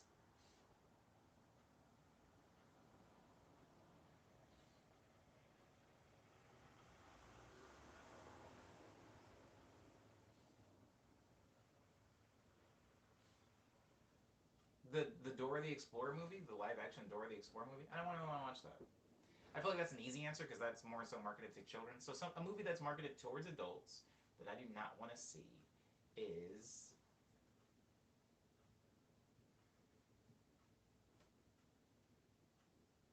wow. What the heck? Why is it so hard? Jack and Jill. That's funny, Ron. I've already seen that. I don't want to watch it again, but I have already seen that. That's really good. Though. That's a really good suggestion. Yeah, who wants to see that? I think Al Pacino's in that. Is he? Or am I misremembering? Um, but I don't watch many that don't pass the Bechdel test. Especially if the girl character is in danger and needs to be saved. Looking at you, Star Wars. Word up, Ava. I'm still, I'm still trying to think of a movie I don't want to see. I don't want to see Mulan. Is that marketed towards children? Sorry. Can somebody name movies? It's hard, right? Because 2020, we haven't exactly seen a lot of movies. A movie I don't want to see is Wonder Woman 2. A movie I don't want to see is Devil Wears Prada, since that was brought up earlier in the stream. That was a movie that I remember even when it came out, and like when everybody was like, "Oh, Devil Wears Prada," I was like, "Wow, that's a movie I super don't want to see." It is nothing about it interests me, like the premise or even the people in it. But I, these are movies I don't have any interest in seeing. But if I watch these movies, I can like I can watch them. I won't be like pissed the entire time. But they're just not interesting to me.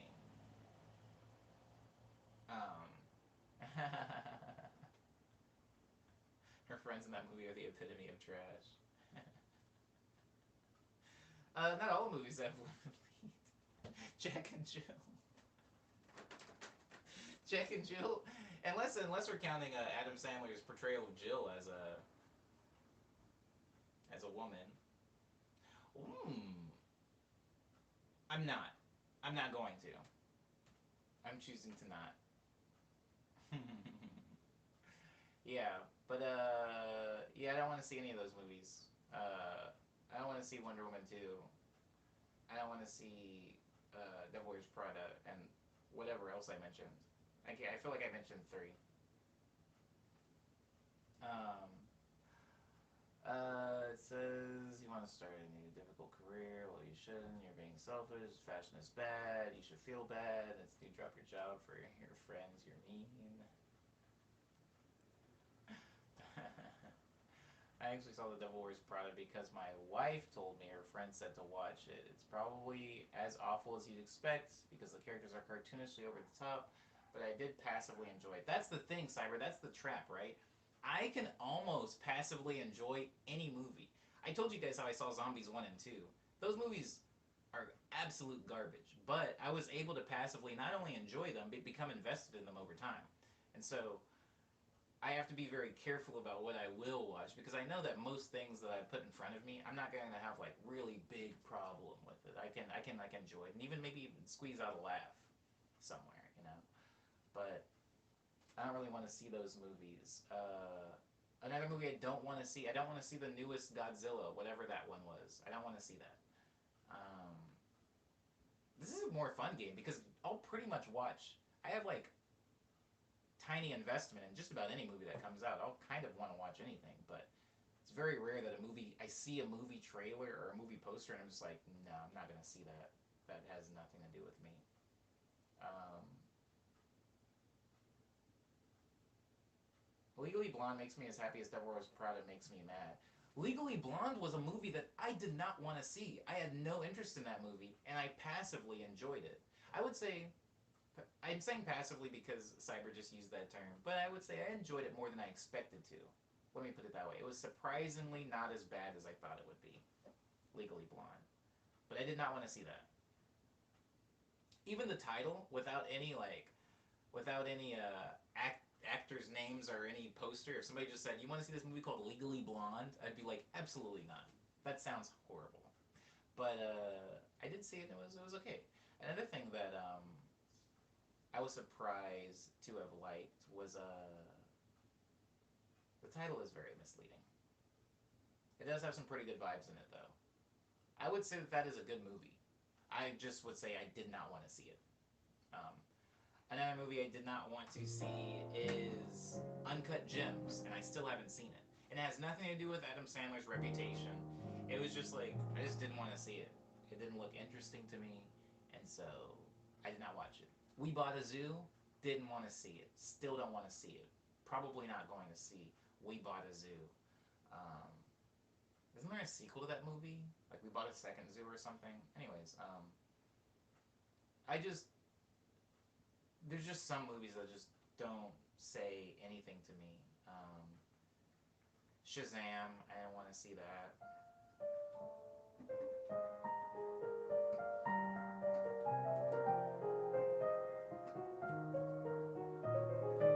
I didn't want to see The Prestige, whatever that was about. I didn't want to see that.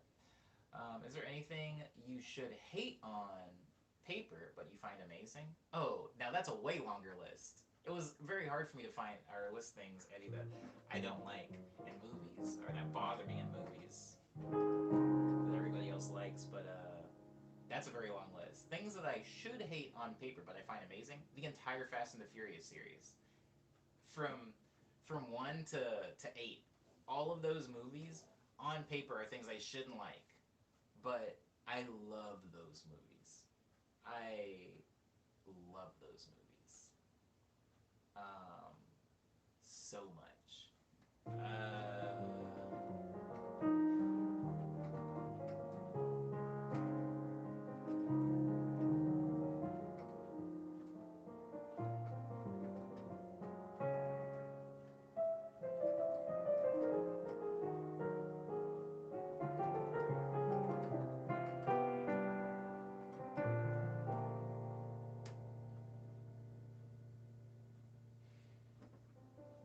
Something I should hate on paper.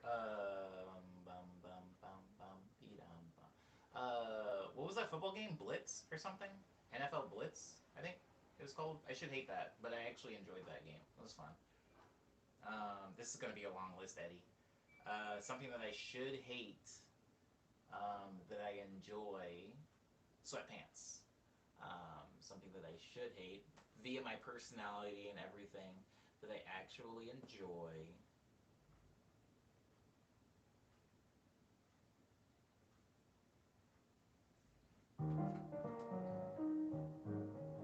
Gelato. Something that I shouldn't like on paper that I do enjoy. The band Matt and Kim.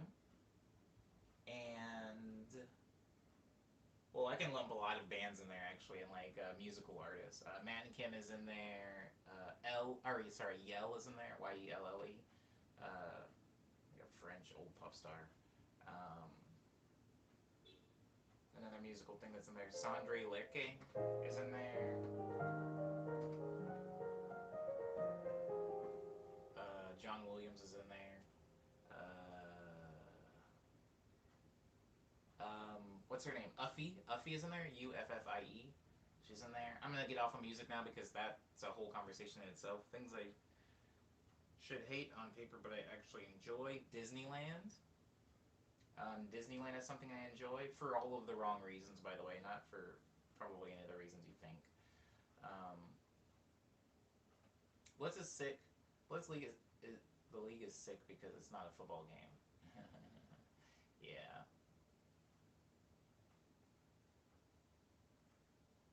It's pretty interesting how you'll basically watch anything, but you're also sensitive to wasted time. The two things are connected, Lindsay. The reason I'm sensitive to wasted time is because I can watch most things, and so I have to like put walls up, right? Like I have to say like it's almost like the stream, right? Like I usually I'll be like, okay, it's getting like close. Maybe we should cut it, so I can do other things because I could just sit on morning medley until like 5 p.m. and then it would have been quote unquote wasted time. Um, the two things are related; they're linked. I like the Mother soundtrack, but I feel like it's just nerd check more than bad taste check. Maybe Ava.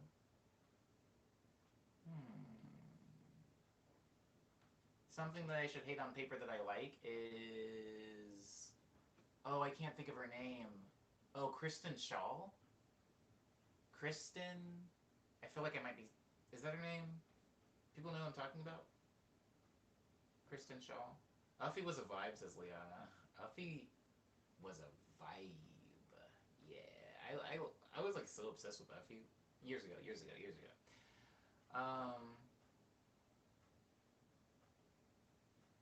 I hate her, says Eddie about Yell. I've never met a French person who liked Yell. So, yeah. The voice acting for Gravity Falls and The Flight and the Concords Lady. Yeah, Kristen Shaw, yes. Voice actor for Gravity Falls, also voice actor for Bob's Burgers, also voice actor on freaking Archer. Also, she's been voice actor on pretty much everything. She's got one of those voices, but yeah, I should not like her voice, but I like it a lot because people that talk like her in real life, I don't like it so much, but I like her voice. Anyways, what's something else that I should hate on paper but I actually enjoy? Ramen. Ramen. I do not like soups. If you offer me any soup that's not ramen, I will not eat it. I don't like soup, but I like ramen a lot, and that is a soup. So I would say on paper, probably should hate it. Um, oh, am I really quiet today, Sky? I'm sorry. I don't really like miso soup, Thomas. I'll eat it if it comes with something. I'll eat it if it like comes on the side of things, but that's just because I don't want to waste food. But I'm not. I'm never ordering that for sure. I saw Teddy Lee last year, says Liana, and also 10 years ago he debuted an 18 model in Miyabi's DJs on World Tour. Are you saying that you should hate Teddy Lloyd, but you like it? Or are you on a different topic now? Eddie says Yale participated in one of the cringiest and most detestable eras of my childhood. I believe it. Like the Tektronic stuff. Were you ever into Tektronic?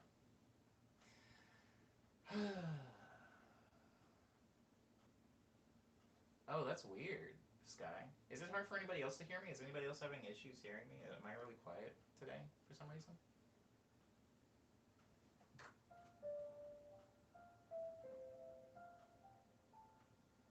On paper, I shouldn't like Venom, but I do, says Ava. I don't know if you're talking about the character, the comic book, the movie, or if you're talking about the Marvel character at all.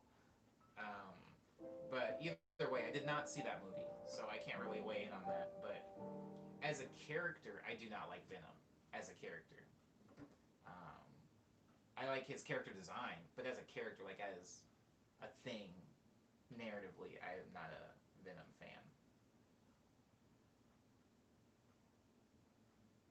Hmm. Oh, did it? Interesting. I don't know what happened. I don't know why I'm quiet. I'm sorry, guys. Hmm.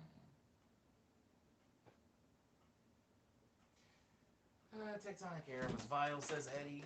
Yeah, I don't know what happened. I don't know how to fix it. Sorry.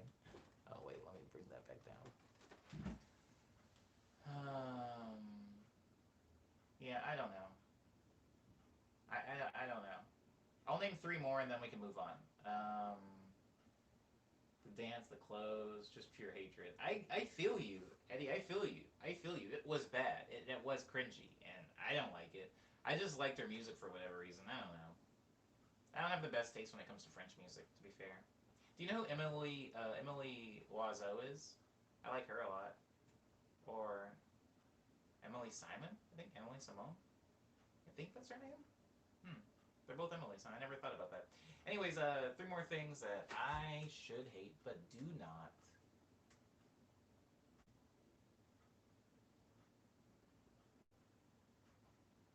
Real Husbands of Hollywood, which is like a scripted pseudo reality TV show about like Kevin Hart and a bunch of other like black dudes that I'm fans of, and so it's like I like it. I think I like it because it makes a lot of like weird stabs at like Nick Cannon's career and Nelly's career. It's just stupid. Um, like Robin Thicke's in it for a minute, and then he's not forever. But definitely should hate that. But I enjoy it. I got some laughs out of it. I should hate. I would say that I should hate uh, Line. Line, I think, goes out of its way to be excessively cute, and that's not really like a thing that I respond well to. Like if we're even just like looking at my little dudes over there, it's like more like cutesy, like bears, bunnies, like frogs, chickens. But I like Line, and I go to the Line store pretty often, or at least I did before quarantine.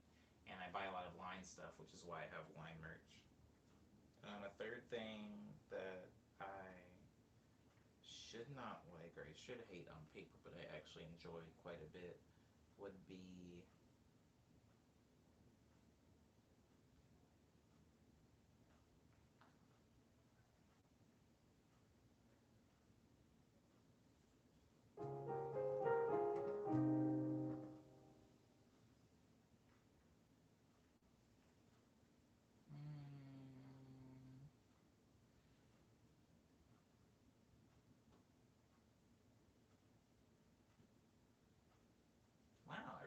had 3 in me. Um,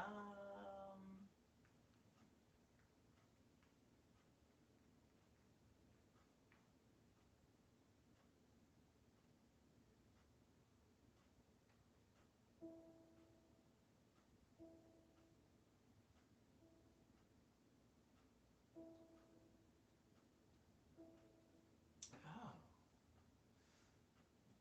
hmm.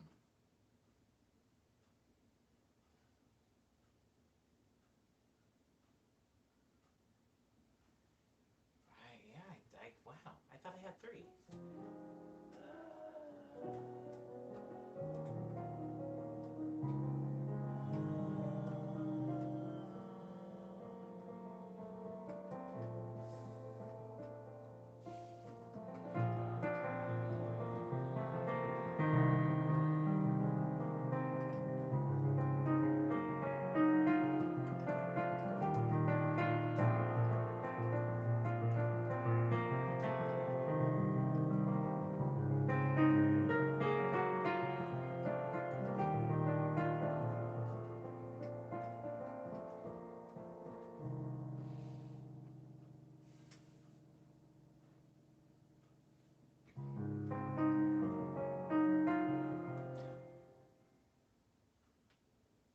I'll say Oswald.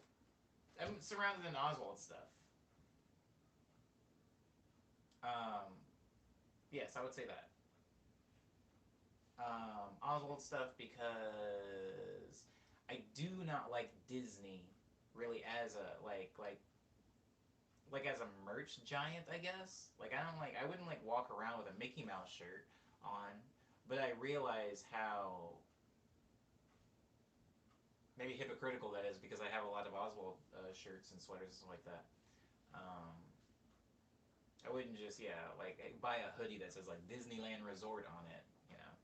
So maybe that is something that I should hate because it is like Walt Disney's first creation, but I do have a lot of Oswald stuff. So all right, I named 3 things.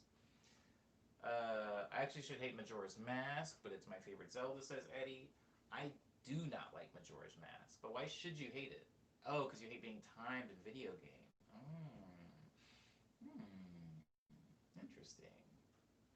All I can think of on my list is oysters, says Lindsay. Something that, I don't know why Liana says 100 gigs. Oh, 100 gigs is something that Liana should hate on paper, but Liana actually likes it quite a bit. Interesting.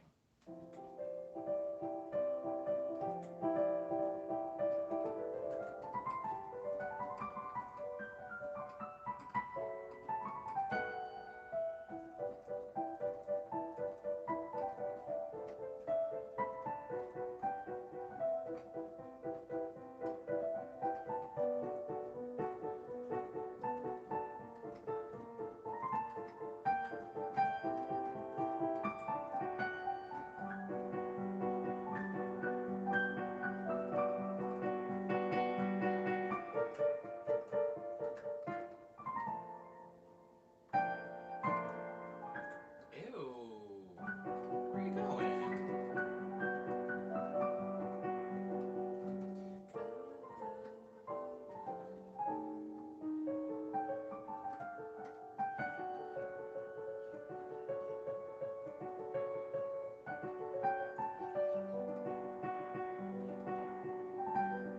Pancakes is the Hamilton to me. I don't know what it is. I intend to keep it that way.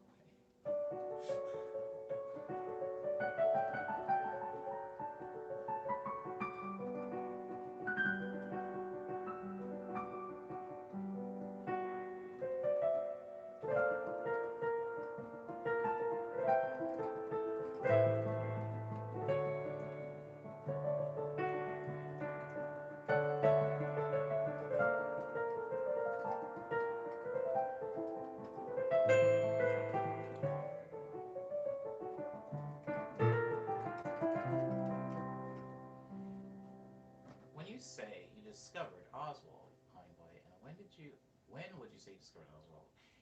When did you take on to him? Like a personality, or dare I say a persona?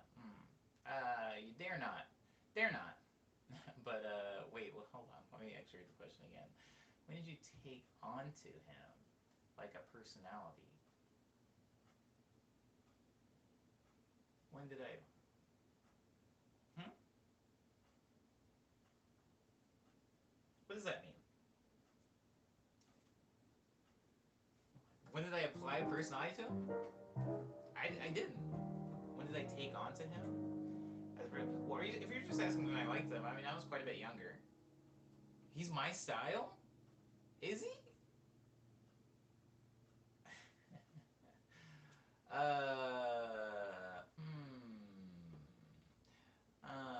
Hmm.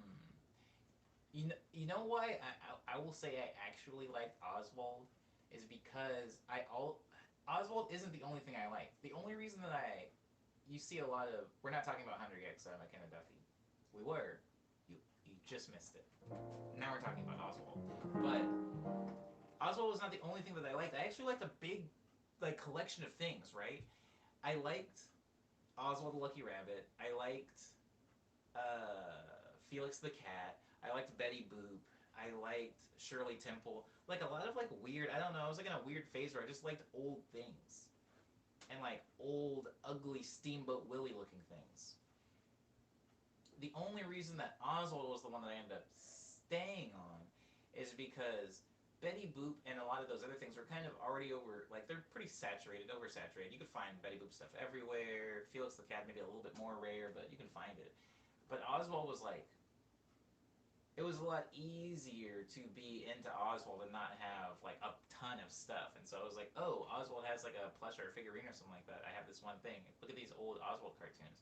I think the idea of like the the finite nature of Oswald's universe, like you could see all of it in a few hours. Like there wasn't a lot there, and I liked that. Now, once Disney bought back Oswald from Universal and started making Oswald merch again, I did start buying it, and it's still not quite at the level where it's like I'm seeing Oswald stuff I don't own. Like usually, if I just type in Oswald the Lucky Rabbit merchandise into Google, everything that's going to come up is something I already have. Um, and then I have a lot of things that just won't come up. So it's easier, I suppose. I like Pink Panther, says Liana. That's chill. Pink Panther's chill. We all associate Oswald with you and vice versa. That's interesting. Yeah, yeah. I guess that's cool. That's cool, right? I don't know anybody else that really like is super into Oswald, so it does feel like a very me thing. I think if I met somebody else that was really into Oswald, I would either like them a lot or probably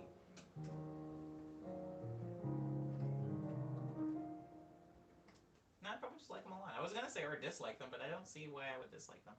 Probably like them a lot. Probably have, I mean, a really big thing in common. But yeah, I don't know anybody else that's like really into Oswald stuff. It's hard enough just to meet somebody that knows what Oswald the Lucky Rabbit is, let alone be interested in it. Interested enough to even purchase stuff of Oswald. I did. Oh wow, I forgot about her. What was her name? My friend. I never actually got to meet her, but my friend Diz in Arizona had a friend. So this is a friend of a friend now, and she dressed up like Oswald the Lucky Rabbit for some like Halloween costume party, and I wasn't able to think about anything or anybody else for like a week. Never talked to her. Nothing ever came of that. But I just remember like going to the party and like she was in like a full black like morph suit with bunny ears and blue shorts. I was like, maybe it's a coincidence or something like that. And there's like, nah, she's dressed up like some like weird rabbit character, and I was just like, bro, what? Introduce me to this one. I don't care. I don't care what else is going on at this party. Anyways, hope she's okay wherever she is. But yeah, I haven't really met anybody else that's been super into Oswald. For a second, the California Adventure out here, the second park of Disneyland, had an Oswald person, you know, like in the character suit walking around. You can get pictures with them, and I wanted it so bad, so bad. But they got rid of it. It's no longer a thing. Now, if I want to get pictures with Oswald, I have to buy a ticket to Japan again, which you know, in the current state of the world, who knows when I'm going to get back up there. Um,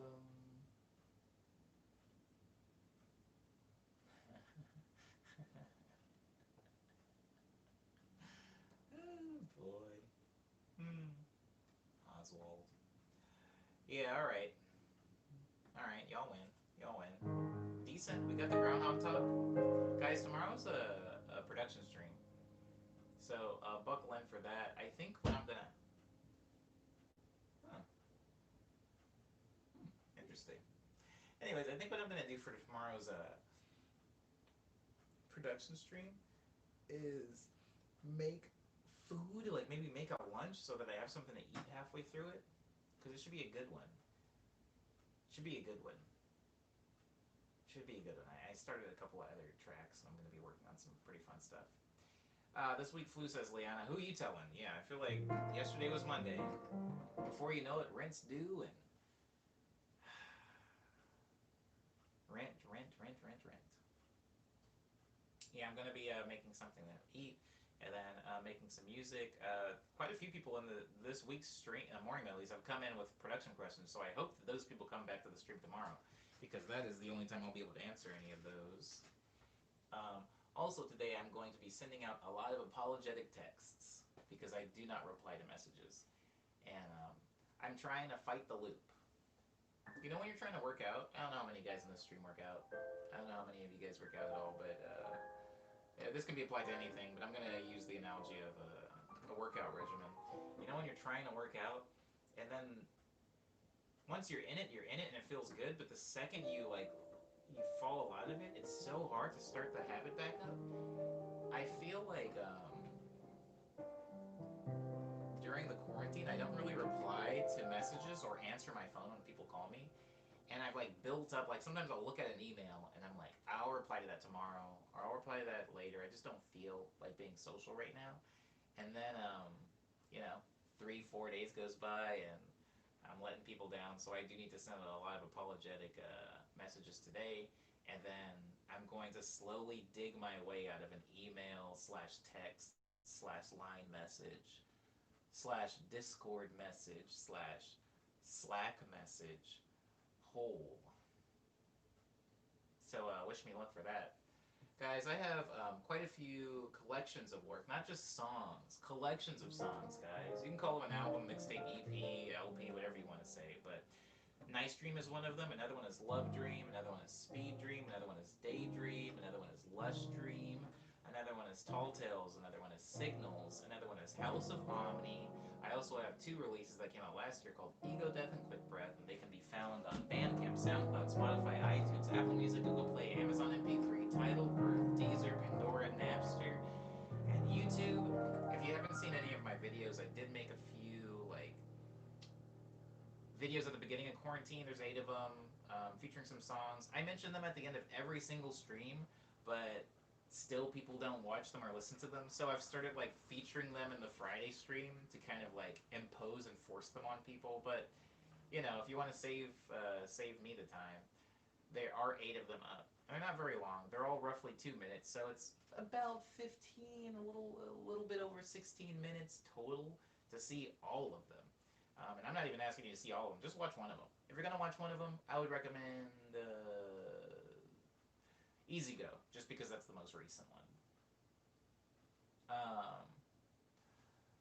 Yeah, McKenna Duffy, it is rough. I am in the unread text email, but it's like it's hard because I have to dig my way out of it. But this weird thing happens where I'll dig my way out, and then I'll be like, and I'll just feel like laying down, like, I'm exhausted. I've gotten on top of all the social things, and then it'll start pouring in again, and I'm like, I have to keep doing this? It's just a ongoing job. It's like trying to fill a wicker basket with water.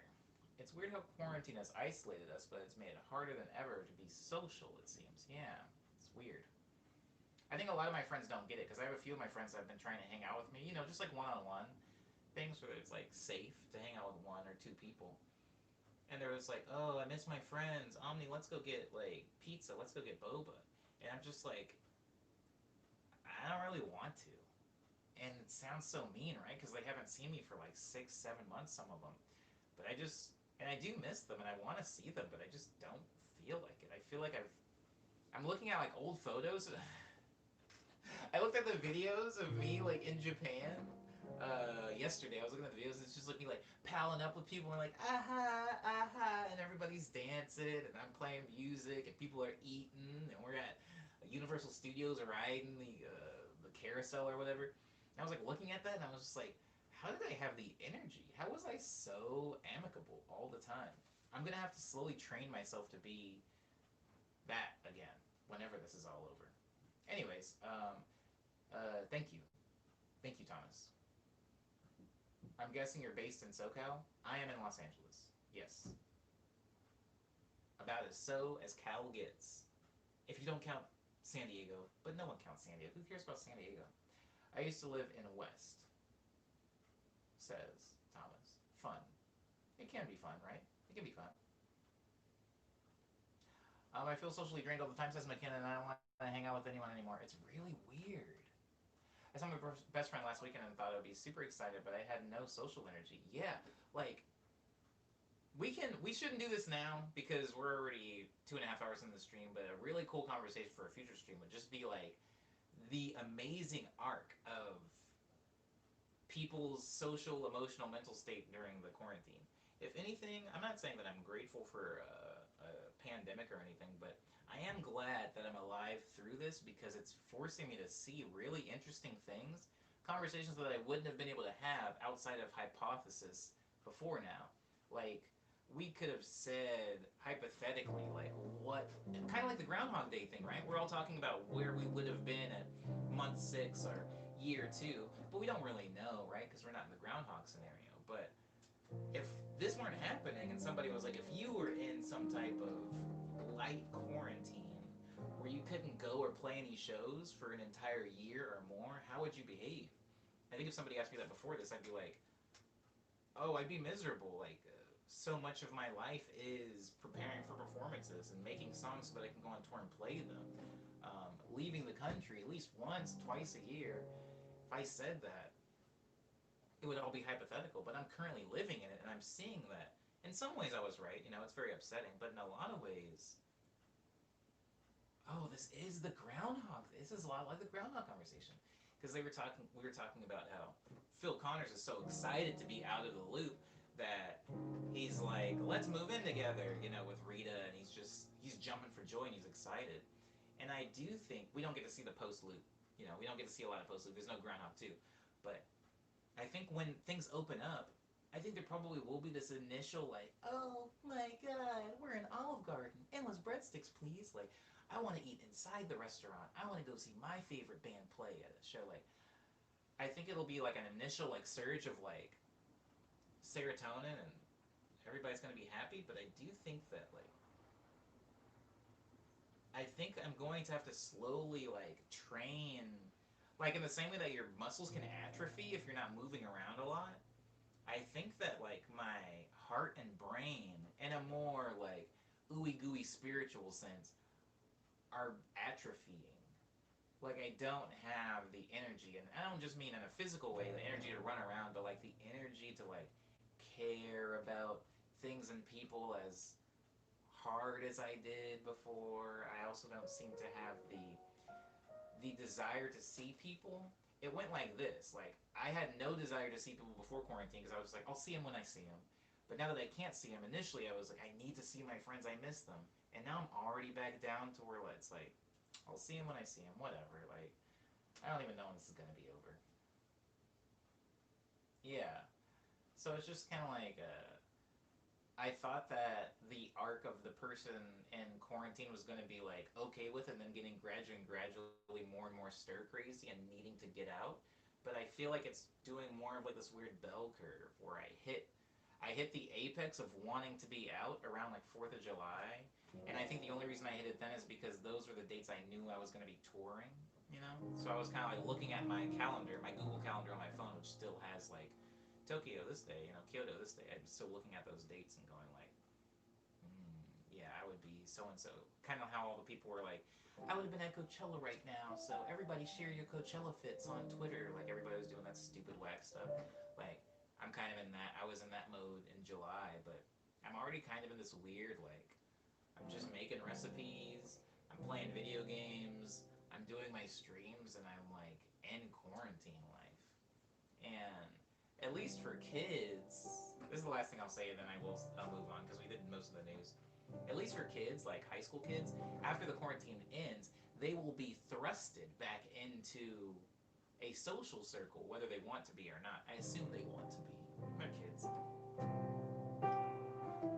They'll be thrust back into a social place, and so life will do most of the heavy lifting for them. I think for adults like me, like us, some of you guys, outside of going back to work, life isn't going to thrust you into a space with all your friends again. So you're going to have to physically make choices to go out and, try to shake the rest off, which is going to be very, very weird for me particularly. I don't know about you guys, but it's going to be very hard for me because I'm not particularly one of those people that hits people up all the time to hang out anyway. So it's going to take some doing for me to get out of whatever this is, both personally and professionally. This song's called Hush Hour. Can't play this song without thinking about going abroad because this song was kind of the soundtrack to my time in Hong Kong.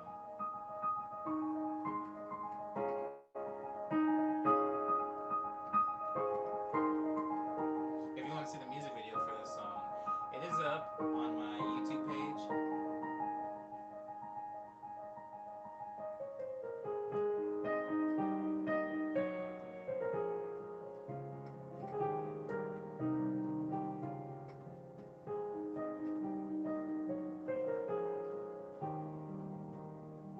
I like the term Groundhog Day the anime.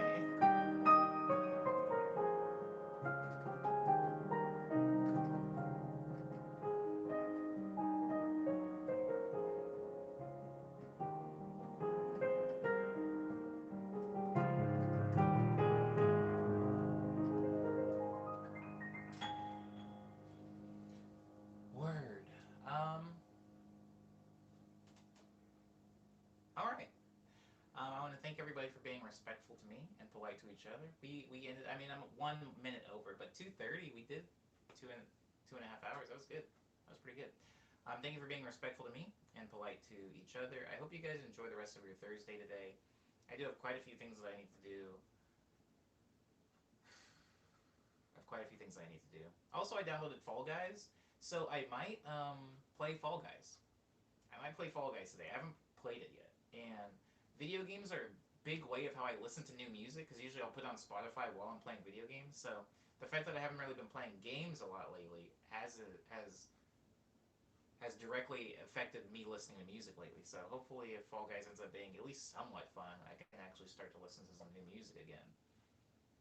Um, oh, you can party up in Fall Guys? Whoa, I didn't know that. Okay, yeah, for sure. I'll let you know. Heck yeah! What the heck? Dope. I didn't know that. I didn't know that. I thought it was like every man for himself. All right. Anywho,